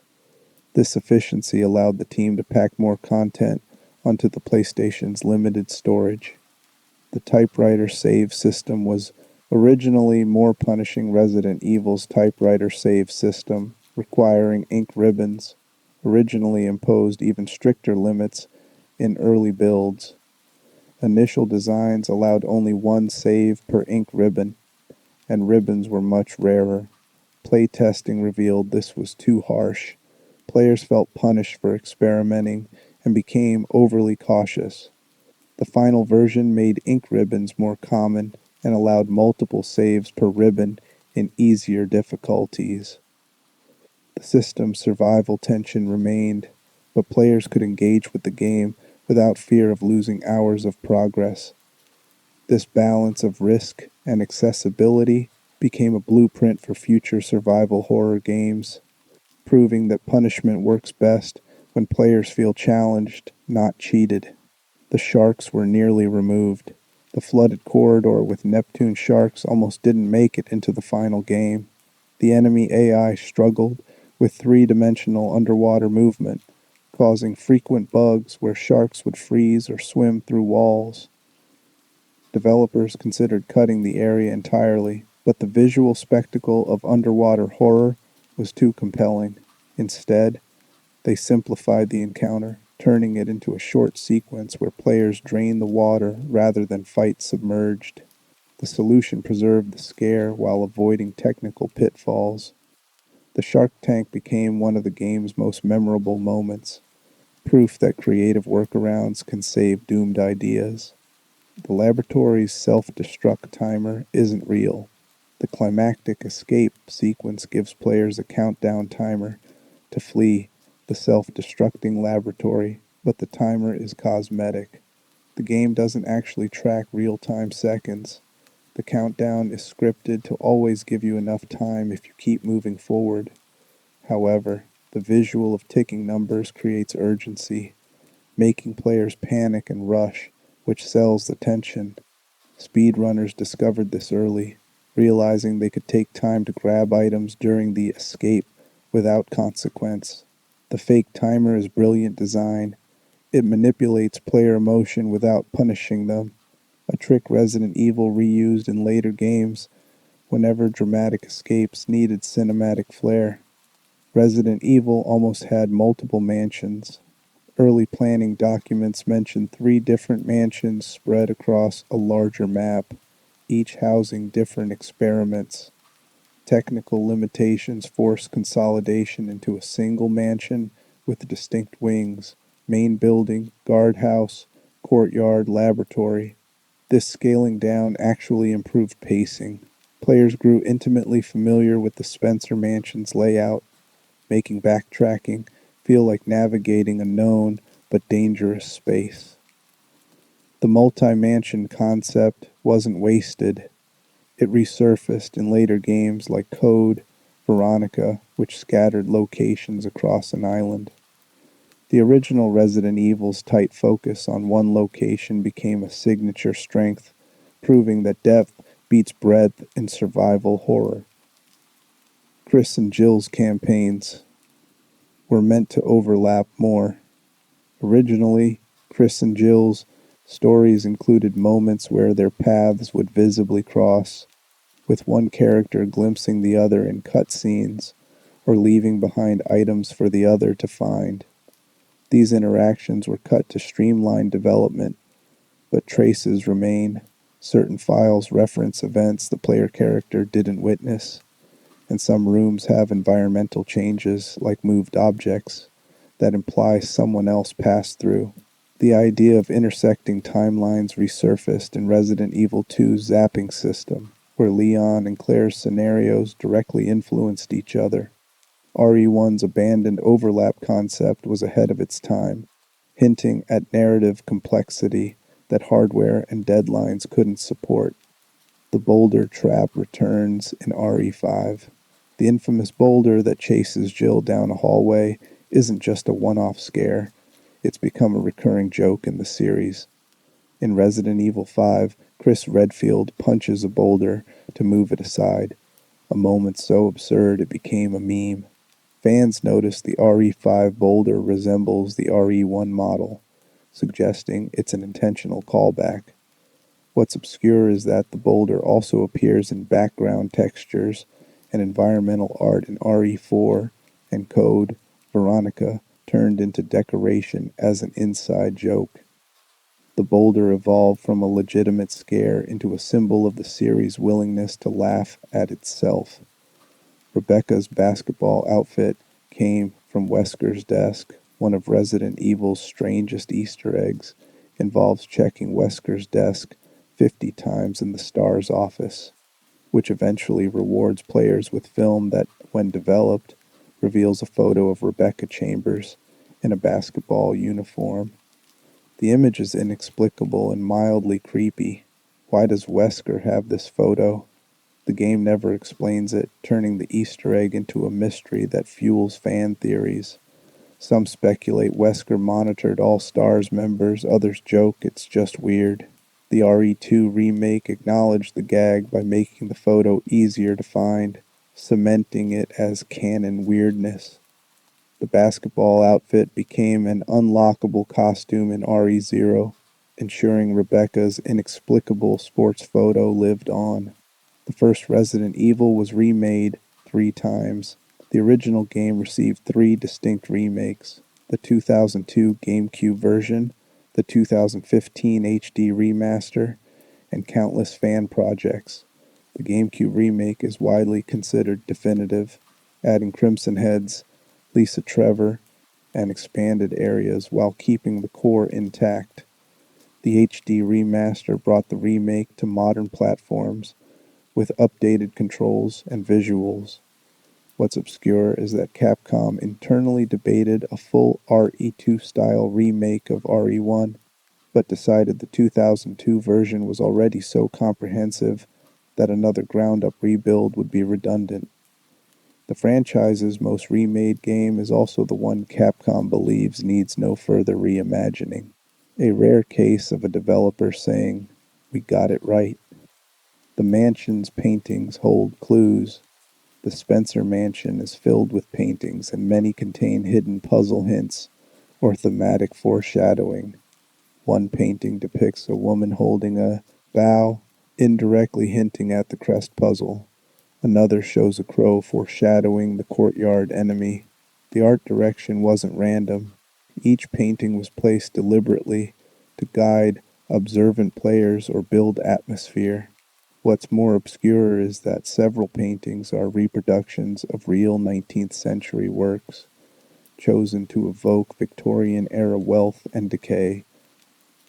The attention to art history made the mansion feel like a real collector's estate gone wrong, not just a horror set. The game over screen was meant to be longer. Early versions of Resident Evil's game over sequence featured extended death animations, showing in graphic detail how characters were killed. Test audiences found these too disturbing and depressing, so Capcom shortened them to quick cuts and fade to black. Some animations still exist in the game files, visible through debug modes, prolonged zombie feedings, hunter mutilations, and even drowning sequences. The censored deaths were saved for later games, which gradually reintroduced graphic game overs as audiences became desensitized. The original restraint was a wise choice. Dying already felt punishing without prolonged death scenes rubbing it in. The helicopter pilot Brad has a hidden diary. Brad Vickers, who abandons the team at the start, left behind a personal diary hidden in the star's office files. The diary reveals his fear of Wesker, suspicions about Umbrella, and guilt over past missions. Most players never read it because it's buried in optional documents, but it reframes Brad's cowardice as PTSD-driven panic rather than pure selfishness. The file was removed from some regional versions, making it obscure even among dedicated fans. Resident Evil 3 built on this groundwork, turning Brad into a tragic hero who overcomes fear before dying heroically, an arc seeded by one missable diary entry. The mansion has a hidden aquarium room. A small, easily missed room in the Spencer mansion contains a massive aquarium with no enemies, no items, and no clear purpose. It exists purely as environmental storytelling, a luxury amenity for a wealthy estate, now neglected and eerie. Developers included the room to reinforce that the mansion was once a functional home before Umbrella's experiments took over. What's obscure is that unused files suggest the aquarium was meant to house a puzzle involving fish or water pressure, but the mechanic was scrapped. The empty room remains a quiet reminder of content that almost was. Wesker's sunglasses are a clue. Albert Wesker wears sunglasses indoors throughout the game, a detail most players dismiss as stylistic. In hindsight, it's a visual foreshadowing of his mutation. His eyes are already changing, and the glasses hide the evidence. The remake makes this more explicit, showing glimpses of his eyes glowing behind the lenses. What's obscure is that Wesker's voice actor was told to play him as someone hiding a constant headache, a direction that subtly informed his performance. The sunglasses weren't just a costume choice, they were narrative armor, hiding Wesker's transformation in plain sight. The tyrant's weak spot was inspired by Frankenstein. The tyrant's exposed heart, its primary weak point, draws directly from Mary Shelley's Frankenstein, specifically the idea of a created being with a visible, vulnerable humanity. Art director Isao Ohishi confirmed the design was meant to evoke sympathy mixed with horror. The tyrant is a victim of Umbrella's hubris, even as it tries to kill you. The heart's rhythmic pulse animation took significant technical effort on PlayStation hardware, but it sold the creature as something alive, not just a boss sprite. This blend of pity and terror became a recurring theme in Resident Evil's creature design. The mansion's basement is inverted architecture. The basement section of the Spencer mansion uses inverted level design. Rooms are laid out as mirror images of the floors above, creating subconscious disorientation. Players who memorize the upper mansion struggle to navigate below because familiar hallway turns suddenly go the wrong way. This trick amplifies the feeling of descending into a twisted version of reality, a design philosophy Resident Evil would repeat in otherworld transitions in later games. Few players consciously notice the inversion, but it works on a psychological level, making the basement feel wrong without obvious gimmicks. Resident Evil's tagline changed between regions. In Japan, Biohazard's tagline was "Enter the survival horror." In the West, Resident Evil used "Enter if you dare." The shift from survival horror to dare reflects different marketing philosophies.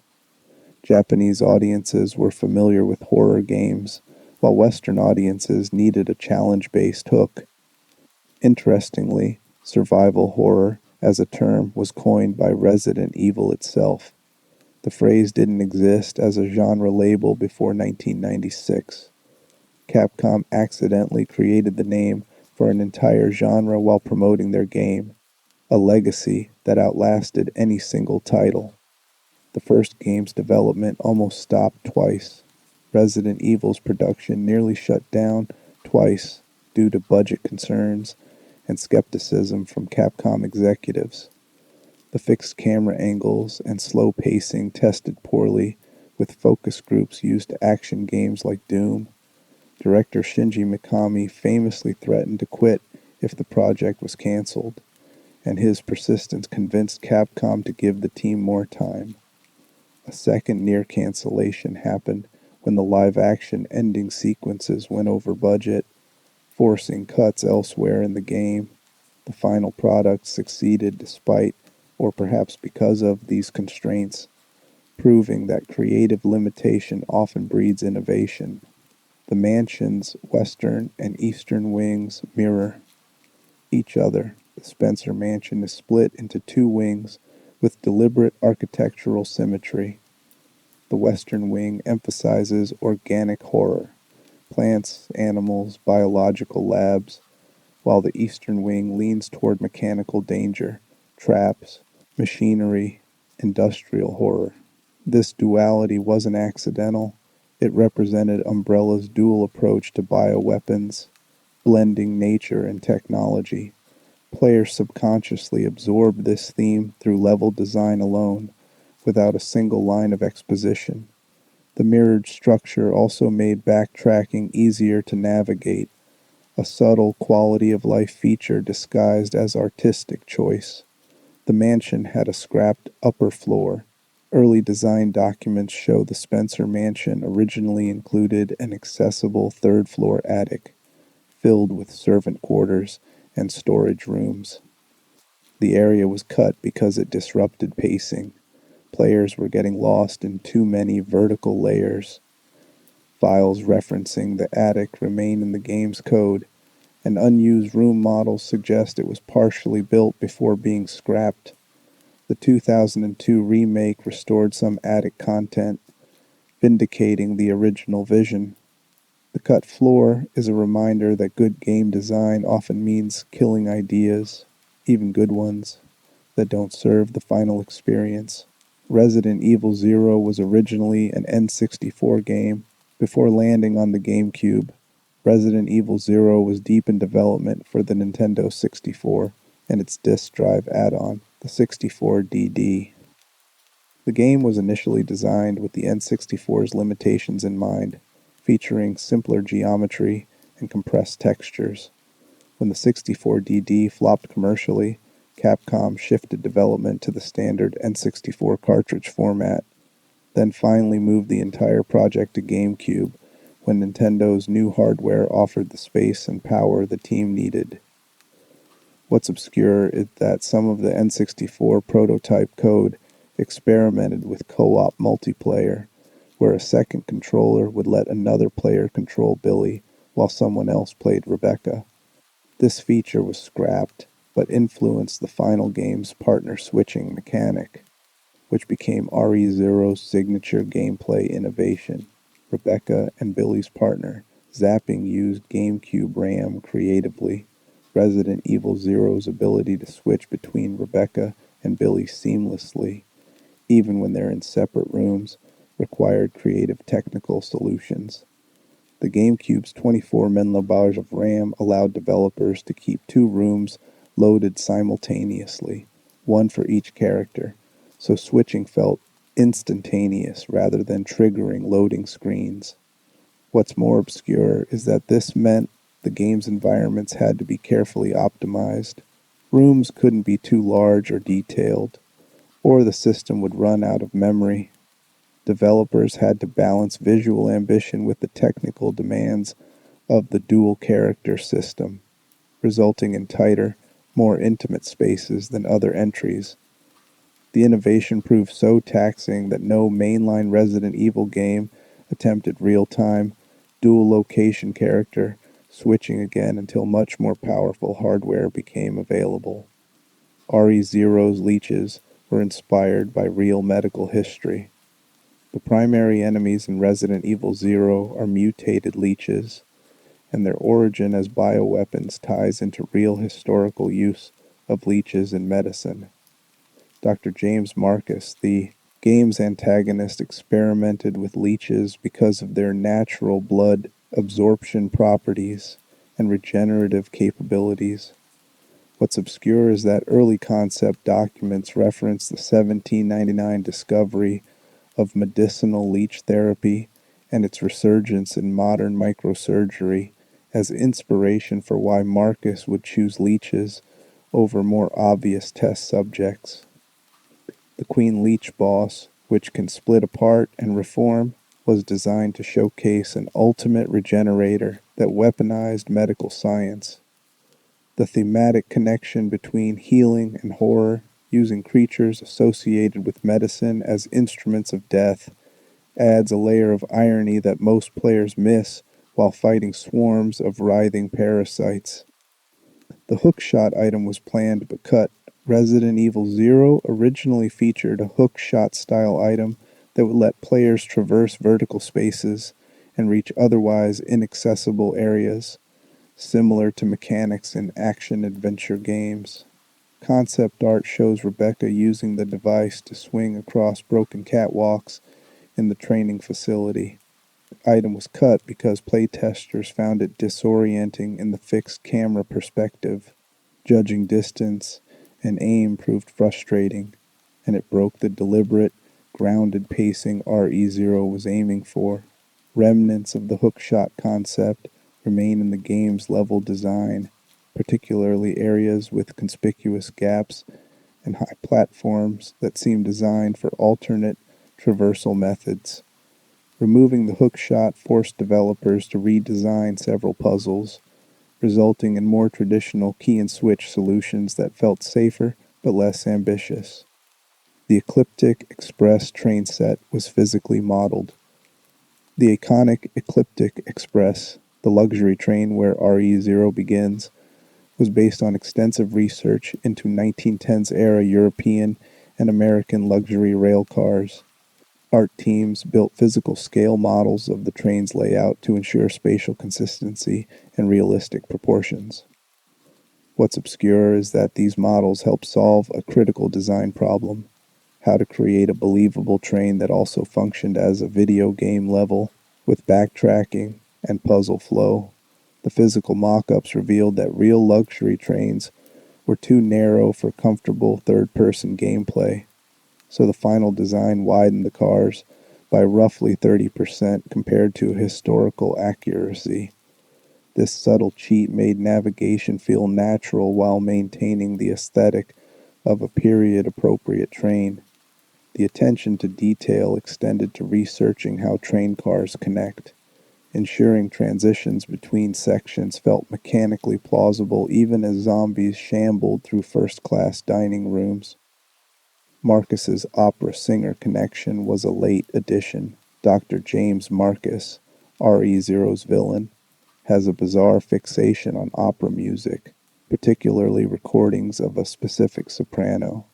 His lab plays haunting opera tracks, and diary entries reference his obsession.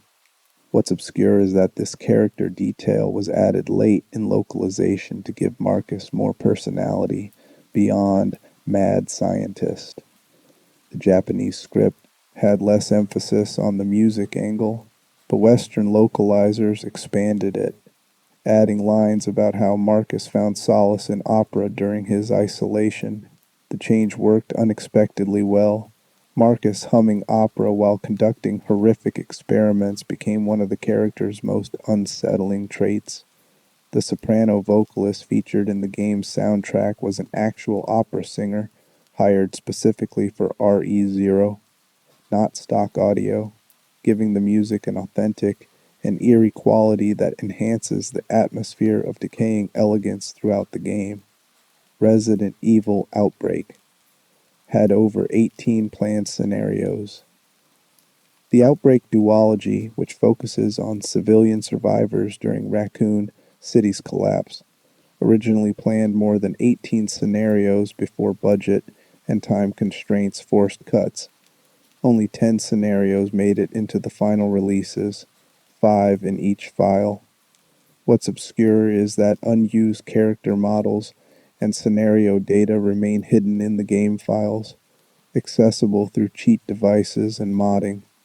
Some scrapped scenarios included a shopping mall outbreak, a subway tunnel escape, and a scenario set in Raccoon City's industrial district. The cancelled file number 3 would have included additional stories, but poor sales and critical reception of file number 2 led Capcom to abandon the series. Fan communities have spent years reconstructing what the missing scenarios might have contained based on leftover assets, concept art, and interview fragments, keeping the dream of a complete Outbreak experience alive decades after the servers shut down. Outbreak's online servers were reverse engineered by fans. When Capcom shut down Outbreak's US servers in December 2007 and Japanese servers in June 2011, the games became unplayable online. What most fans don't know is that a dedicated community reverse engineered the server infrastructure by capturing network packets during the final days when servers were still active. Using that data, fans created replacement servers that allow the Japanese version of Outbreak to be played online again. The catch is that only the JP version works. Regional differences in matchmaking protocols mean the US version remains locked offline.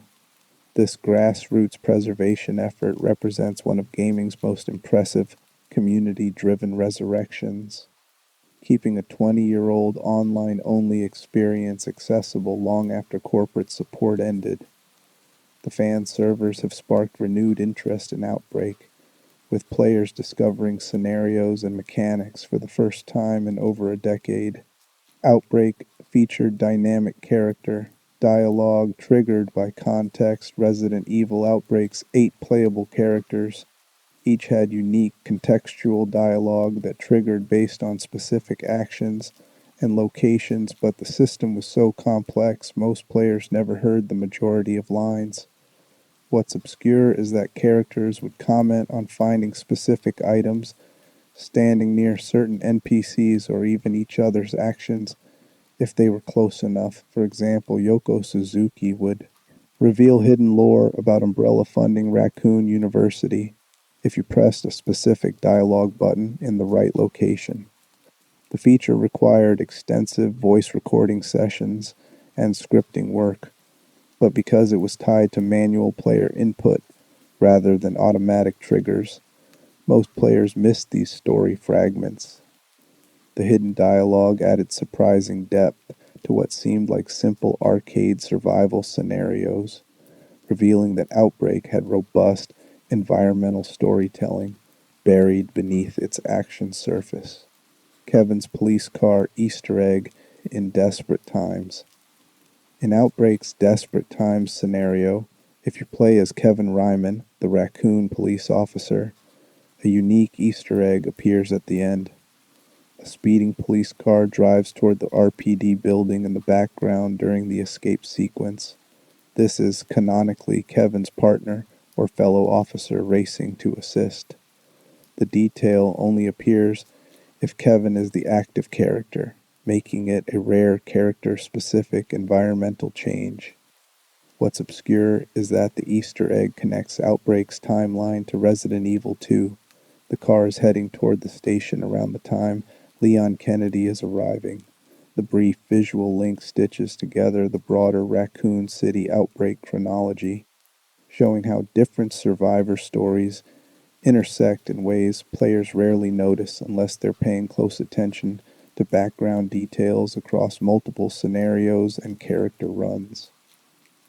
The backdraft mechanic in Hellfire scenario Outbreak's Hellfire scenario takes place in a burning hotel, and on hard and very hard difficulties, it introduces a brutal mechanic, backdrafts.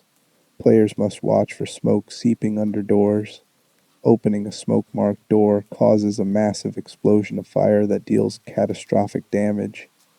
What's obscure is that this mechanic was added to punish players who rushed through levels on easier difficulties without learning proper survival tactics. The backdraft system forces careful observation and planning, turning door opening, a thoughtless action in most games, into a life or death decision.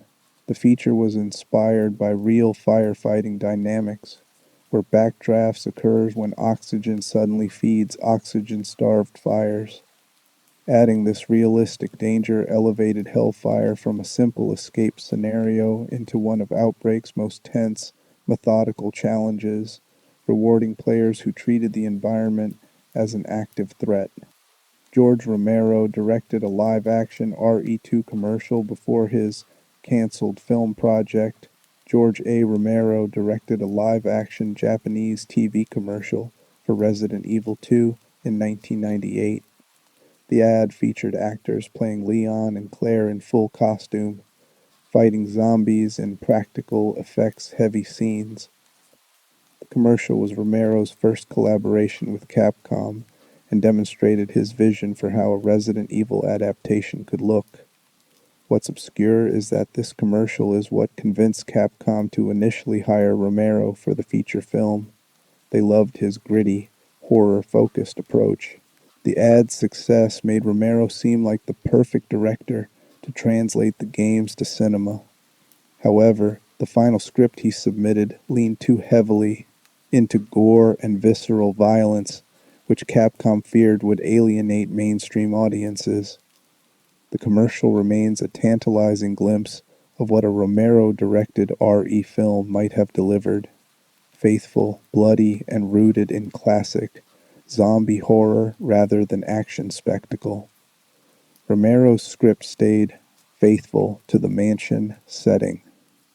George Romero's rejected Resident Evil film script was far more faithful to the first game than the Paul W. S. Anderson films that eventually got made.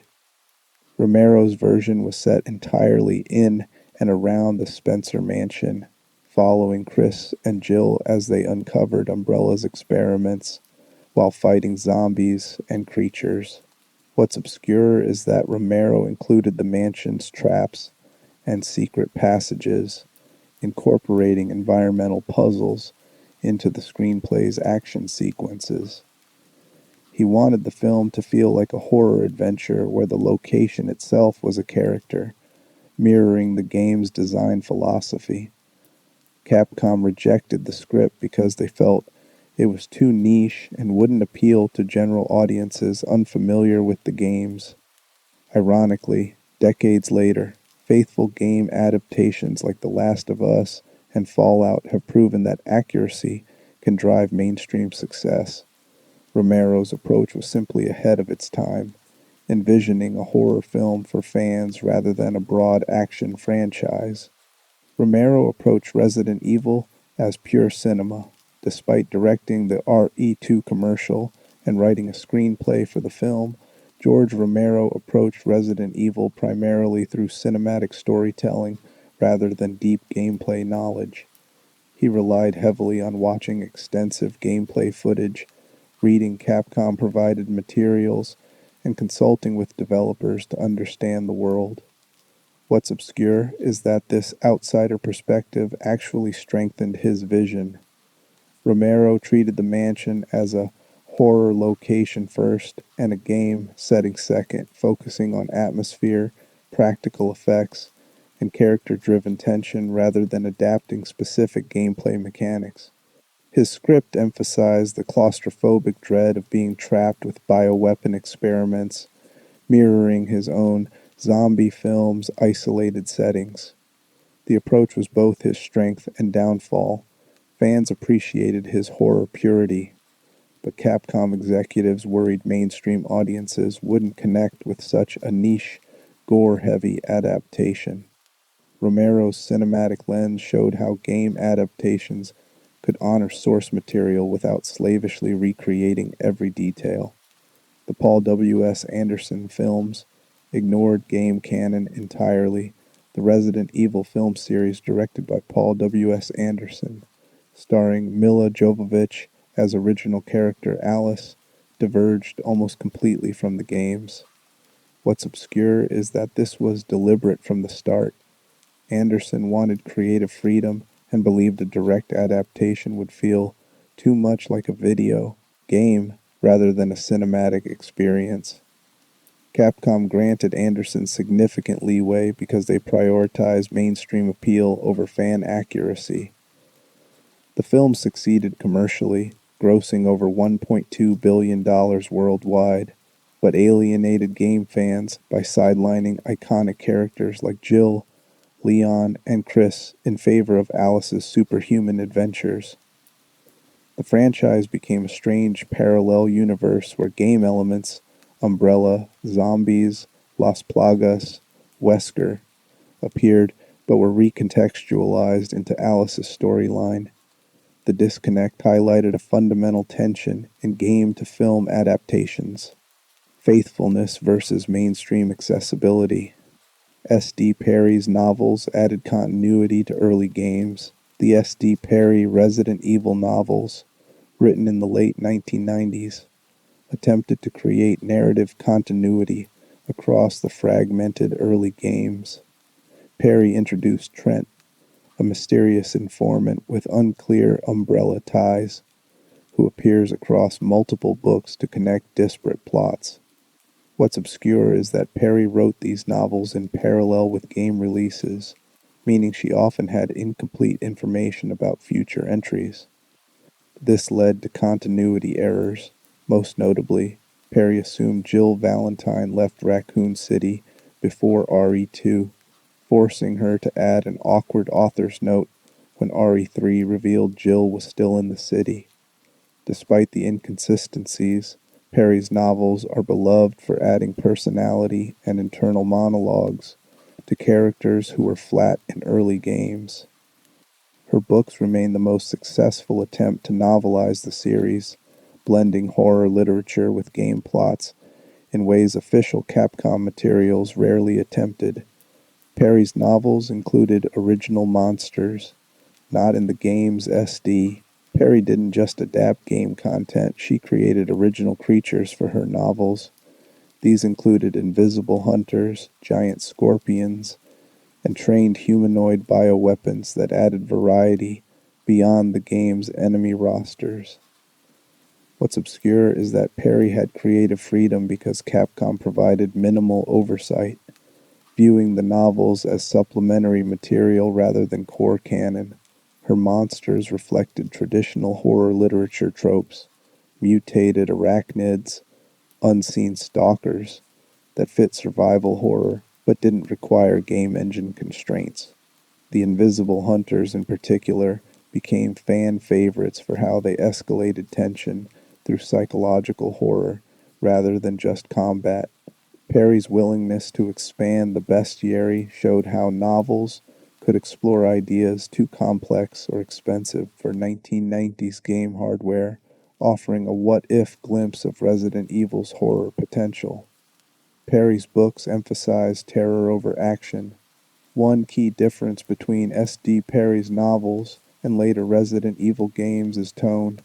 Perry wrote during the survival horror era and leaned heavily into fear, isolation, and dread, avoiding the action movie spectacle that games like RE5 and RE6 embraced.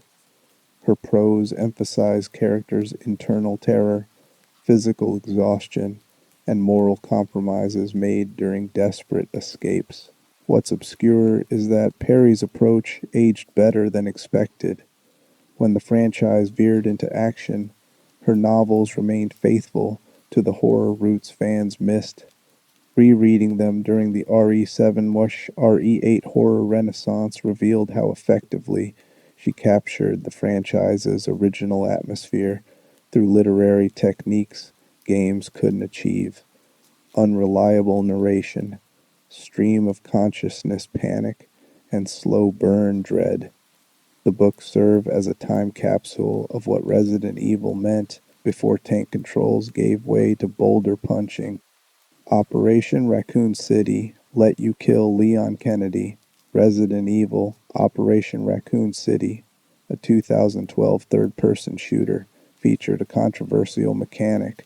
Players controlling Umbrella operatives could choose to kill Leon Kennedy during the RE2 timeline. This what-if scenario let players rewrite canon, creating a branching ending where Leon dies and the series' future changes. What's obscure is that this feature was heavily debated internally. Some staff worried killing a beloved protagonist would anger fans, while others argued it added replay value and player agency. The game's poor reception meant most players never reached this choice, and those who did largely rejected it as non-canon.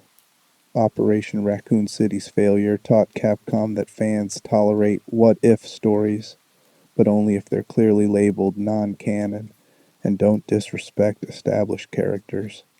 The Leon death option became a cautionary tale in game design. Choice for its own sake isn't compelling if it undermines the stories players care about. Operation Raccoon City had a rival, Spec Ops campaign beyond the Umbrella mercenary storyline.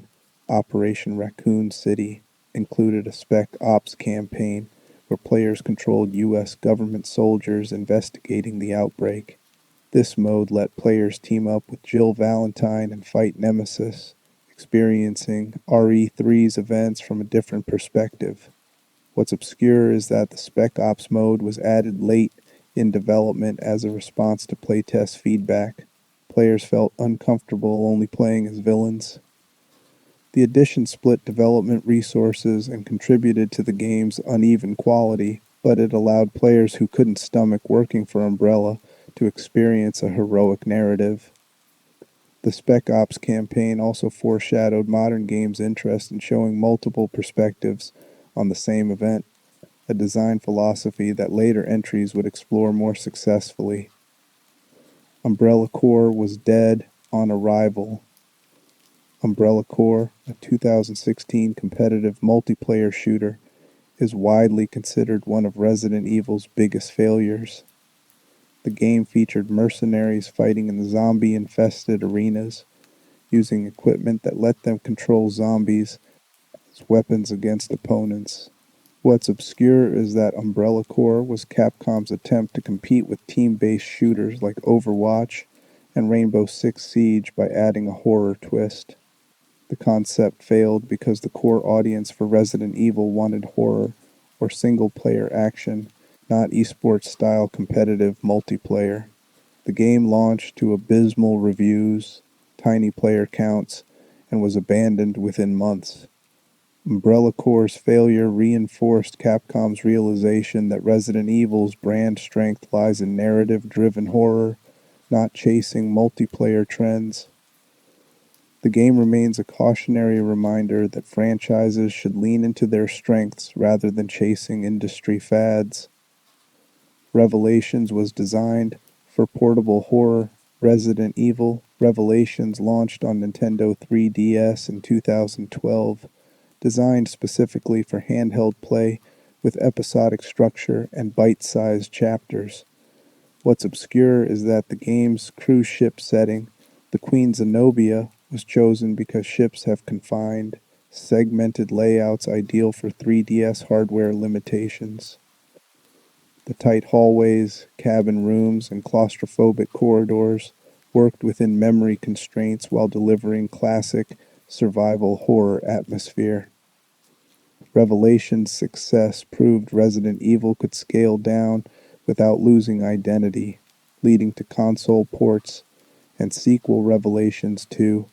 The episodic format, with recaps and cliffhangers, was inspired by TV horror series rather than traditional game structure, experimenting with narrative pacing in ways mainline entries avoided. Revelations brought back classic puzzles and backtracking. After RE5's action focus, Revelations deliberately returned to puzzles, limited ammo, and backtracking, surprising fans who expected another co-op shooter. What's obscure is that Revelations was developed by a different internal team at Capcom, staff who preferred traditional survival horror and lobbied for a back-to-basics approach. The game's success validated their instincts and influenced RE7's horror reset. Revelations proved that the fan base still craved resource management, atmospheric exploration, and environmental storytelling over non-stop action. Its critical reception provided data Capcom needed to justify RE7's dramatic tonal shift, making Revelations a quiet turning point in the franchise's return to horror roots. Revelations 2's Barry Burton was a fan demand inclusion. Revelations 2 brought back Barry Burton as a co-protagonist alongside his daughter Moira, marking his first playable appearance since the original game in 1996. What's obscure is that Barry's inclusion was directly influenced by fan requests on social media and forums. Capcom monitored community discussions and noticed persistent calls for Barry's return, making him the centerpiece of Revelations 2's marketing. The game explored Barry's character beyond meme-worthy dialogue, giving him genuine emotional depth as a father searching for his daughter. What began as fan service evolved into one of the franchise's most heartfelt storylines, proving Capcom was listening to longtime fans during a period when the series seemed lost in action game territory. Revelations 3 was canceled mid-development. Revelations 3 was in active development but was canceled when Capcom grew dissatisfied with the outsourced team's progress. According to leaks and insider reports, feedback on the project was disappointing, and Capcom chose to redirect resources toward RE4 Remake and RE9 rather than salvage it. What's obscure is that Revelations 3's concept and assets may have been repurposed. Some sources suggest elements were folded into early RE Village prototypes or shelved entirely. The cancellation marked the end of the Revelations sub-series, with Capcom consolidating focus on mainline numbered entries and high-budget remakes. Revelations 3's quiet death illustrates the brutal realities of game development. Even established sub-franchises can be axed if quality doesn't meet expectations, or if bigger projects demand priority. The RE engine was built for virtual reality. Capcom's RE engine, debuted with Resident Evil 7, was designed from the ground up with VR support as a core feature, not an afterthought. Engineers wanted to future-proof the engine for emerging technologies, and RE7's full PSVR compatibility proved the concept. What's obscure is that the engine's name, Re-Engine, officially stands for Reach for the Moon Engine, not Resident Evil Engine, though the double meaning was intentional branding. The engine's flexibility has powered not just Resident Evil games, but also Devil May Cry 5, Monster Hunter Rise, and Street Fighter 6, proving its versatility. The RE engine represents Capcom's most successful in-house technology, reducing reliance on third-party engines and giving the company greater creative control across franchises. RE7's beginning hour demo updated multiple times. The beginning hour demo for RE7 wasn't static. Capcom patched it multiple times, adding new items, changing solutions, and unlocking hidden content over several months. What's obscure is that each update reset player progress, forcing the community to re-explore and discover new secrets. The dummy finger item, key to unlocking the demo's true ending, wasn't available until a later patch, turning the demo into an evolving puzzle hunt. This living demo approach built sustained hype and community engagement, keeping RE7 in conversations for months before launch. The strategy proved so effective that RE8 replicated it with the maiden demo, cementing Capcom's belief that playable teasers with hidden secrets generate better marketing than traditional trailers. Jack Baker's actor studied method, acting for the role Jack Barker, the terrifying patriarch of RE7's Baker family, was motion captured and voiced by Jack Brand, who committed to method acting to embody the character's manic intensity. Brand studied psychological profiles of abusive personalities and obsessive behaviors to inform Jack's unpredictable mood swings. What's obscure is that Brand improvised several of Jack's most disturbing lines, including some of the dinner table dialogue. His performance blurred the line between horror villain and tragic victim, making Jack simultaneously terrifying and pitiable. The nuanced portrayal elevated Re7 beyond typical monster horror, grounding the Baker family in uncomfortable realism that made their infection-driven transformation more tragic. The Re7 dinner scene almost had interactive eating. The infamous dinner scene in RE7, where Ethan is forced to sit with the infected Baker family, originally included interactive eating prompts where players could choose to consume the rotten food or refuse. Playtesters found this mechanic disturbing to the point of being unenjoyable, so developers made the scene a scripted cutscene instead. What's obscure is that the removed interaction would have affected Ethan's health and the baker's reactions, creating branching dialogue. The feature was cut because it crossed the line from horror into genuine disgust, proving that not all immersion enhances enjoyment. The final cutscene-only version maintained the scene's horror while keeping players engaged rather than nauseated. Mia Winters was originally a villain. Early drafts of RE7's story had Mia Winters, Ethan's wife, as a willing Umbrella Connections operative who knowingly lured Ethan into danger. The script was rewritten to make Mia a sympathetic victim, manipulated by her employer, preserving the game's emotional core.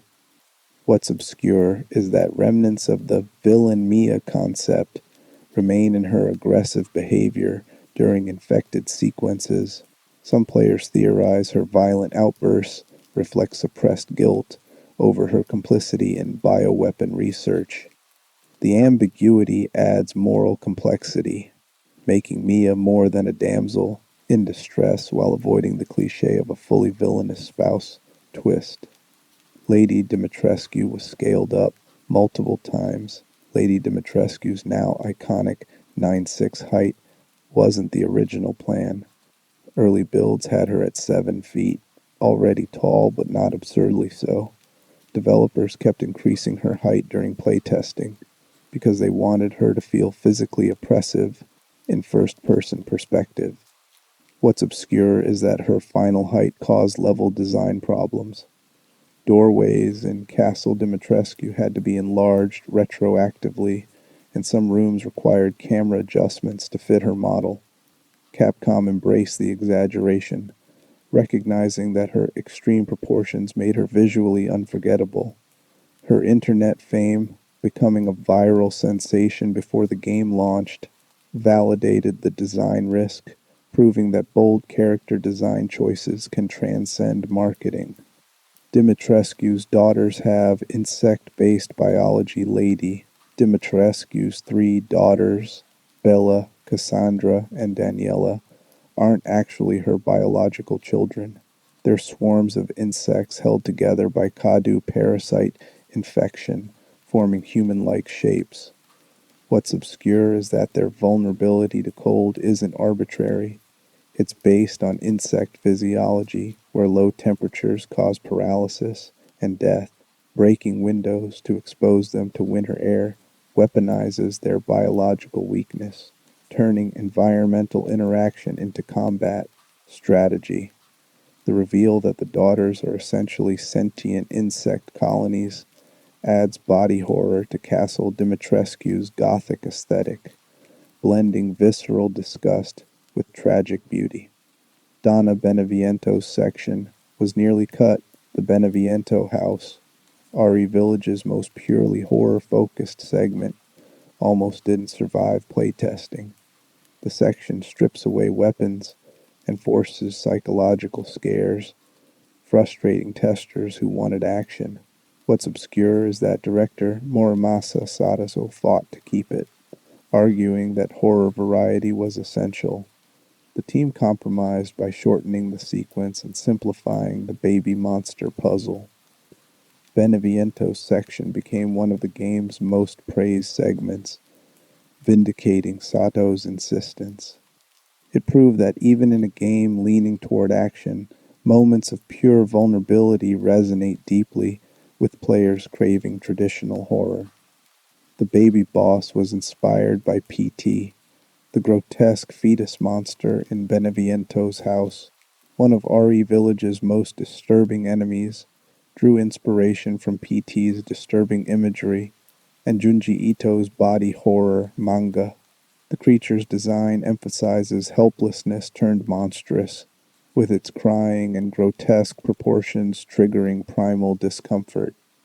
What's obscure is that the baby was more aggressive in early builds, chasing players through multiple rooms. Playtesters found it too stressful, so developers limited it to a smaller area.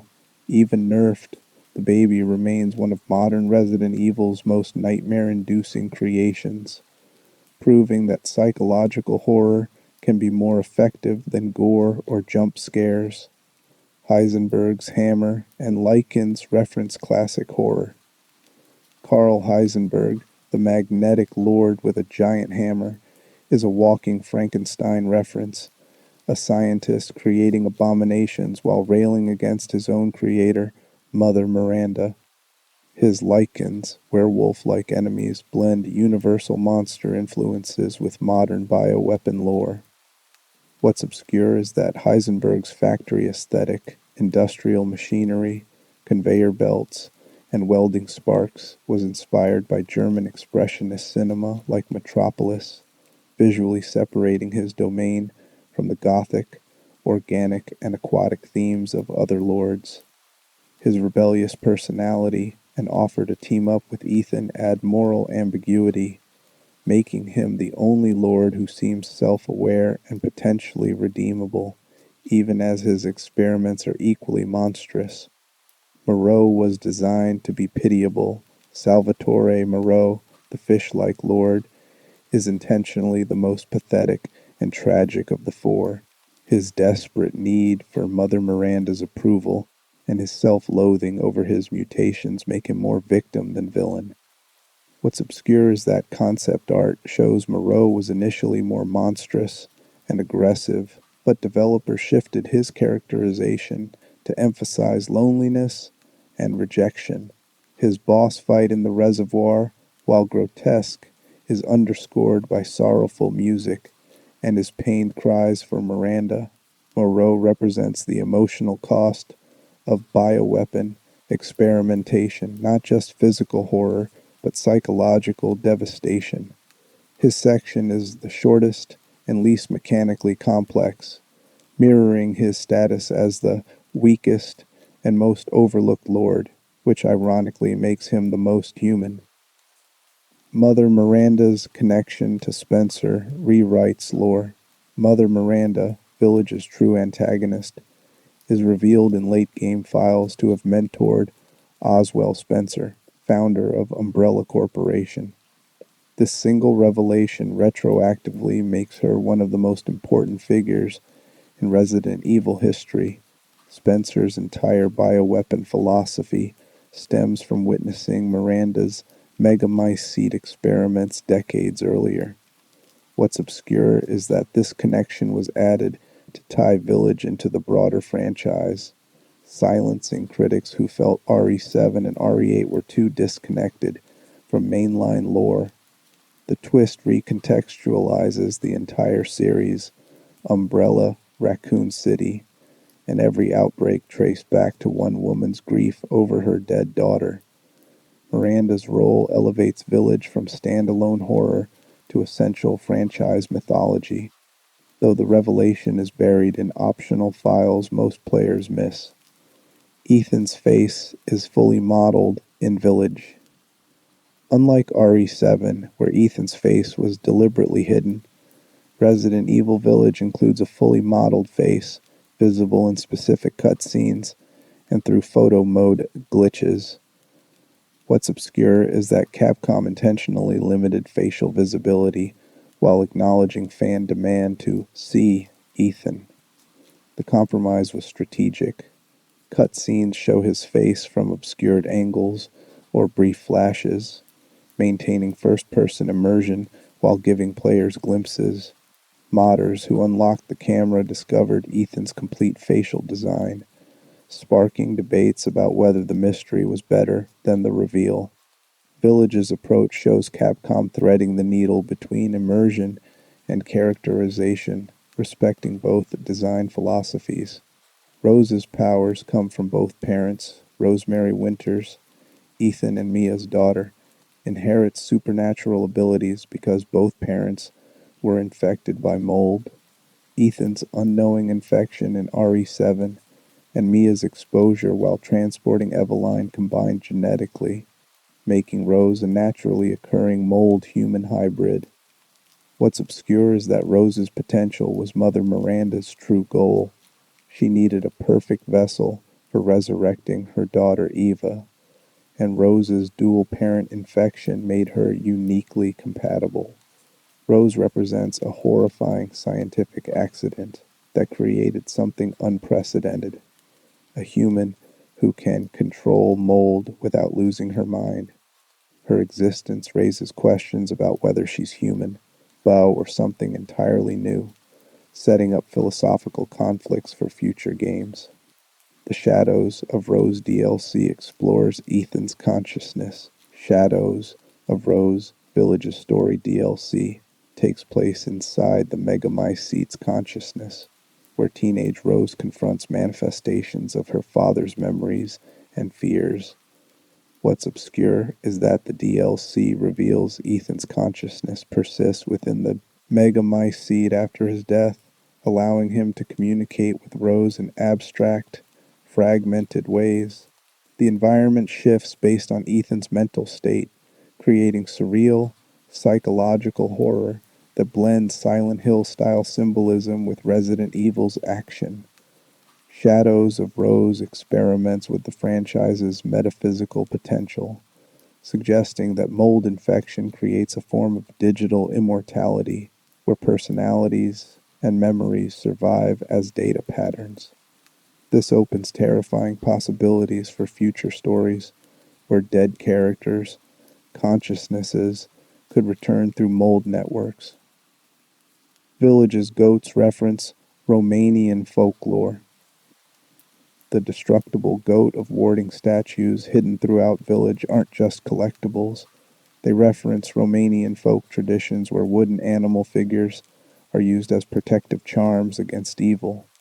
What's obscure is that the development team researched Eastern European folklore extensively, incorporating authentic cultural elements into the game's setting.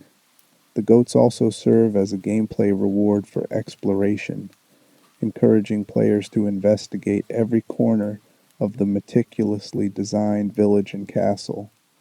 Their placement is often fiendishly clever: rooftops, behind false walls, or in areas only visible from specific angles. Finding all the goats unlocks concept art and rewards, turning a cultural reference into a completionist challenge. The Duke's nature was partially revealed in DLC. The Duke, Village's enigmatic merchant, appears throughout the game in impossible locations without explanation. The main game leaves his origin and nature deliberately mysterious, with no answers about how he travels or what he truly is. What's obscure is that the Shadows of Rose DLC provided partial clarification. Mother Miranda created a corrupted version of the Duke by gathering fragments of his consciousness within the Megamycete. This reveals the Duke has some connection to the Mold Network, explaining his supernatural mobility and knowledge. However, even the DLC stops short of explaining the real Duke's origins, whether he's human, a mold construct, or something else entirely. The partial revelation satisfies some curiosity while preserving mystery. We know Miranda could manipulate aspects of him, but his true nature remains undefined. The Duke joins RE4's merchant as proof that Resident Evil's world includes inexplicable, helpful beings who exist outside normal rules, acknowledged but never fully explained. This design philosophy suggests some mysteries enhance atmosphere more than answers would. Village's lichen attacks were motion captured by stunt performers. The lichens, Village's werewolf-like enemies, have disturbingly realistic movement because they were motion captured by professional stunt performers trained in parkour and animalistic movement. What's obscure is that actors studied wolf and dog behavior, incorporating quadrupedal locomotion patterns into their performances. The result is enemies that move unnaturally but believably, triggering primal fear responses. The lichen's ability to climb, pounce, and flank created dynamic combat encounters that forced players to constantly adjust tactics, elevating them beyond typical zombie shambling. Their design bridges animal predators and infected humans, creating a hybrid threat that feels both familiar and alien. Chris Redfield's controversial role was intentionally misleading marketing, for RE Village portrayed Chris Redfield as a villain, showing him killing Mia Winters in the prologue. What's obscure is that Capcom deliberately framed Chris as antagonistic to create narrative mystery. Knowing the twist, he killed a Miranda disguised imposter, would recontextualize his actions. The misdirection frustrated some fans who felt betrayed by the marketing, while others appreciated the narrative gamble. Chris's eventual team-up with Ethan and his own playable section satisfied players who wanted traditional action gameplay alongside Village's horror focus. The controversy shows how marketing can weaponize audience expectations, though it risks backlash if the twist doesn't land as intended. The factory section was RE Village's most action-heavy. Heisenberg's factory, Village's final major area before the Miranda confrontation, is the most action-focused section, featuring industrial machinery, mechanical enemies, and explosive set pieces. What's obscure is that this escalation was deliberate pacing. Developers wanted the game to build from horror, Dimitrescu Castle, to psychological dread, Beneviento House, to gross-out body horror, Moreau Reservoir, to action climax, Factory. The progression mirrors RE4's structure, validating Village's status as a spiritual successor. Some players felt the Factory undermined the earlier horror, while others enjoyed the variety. The design shows Capcom's philosophy that modern Resident Evil games work best as horror anthologies, sampling different subgenres rather than committing to one tone.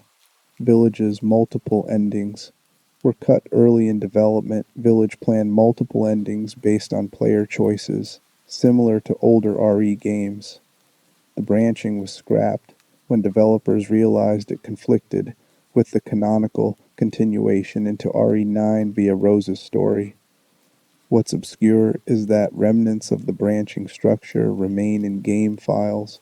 Unused dialogue suggests alternate confrontations with Miranda and different outcomes for Chris's squad.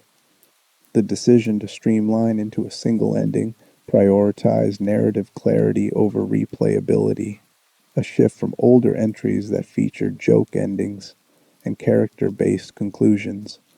Village's commitment to a definitive canon ending reflects modern Capcom's focus on cohesive storytelling over experimental replay value. RE remakes use mocap data from original actors when possible.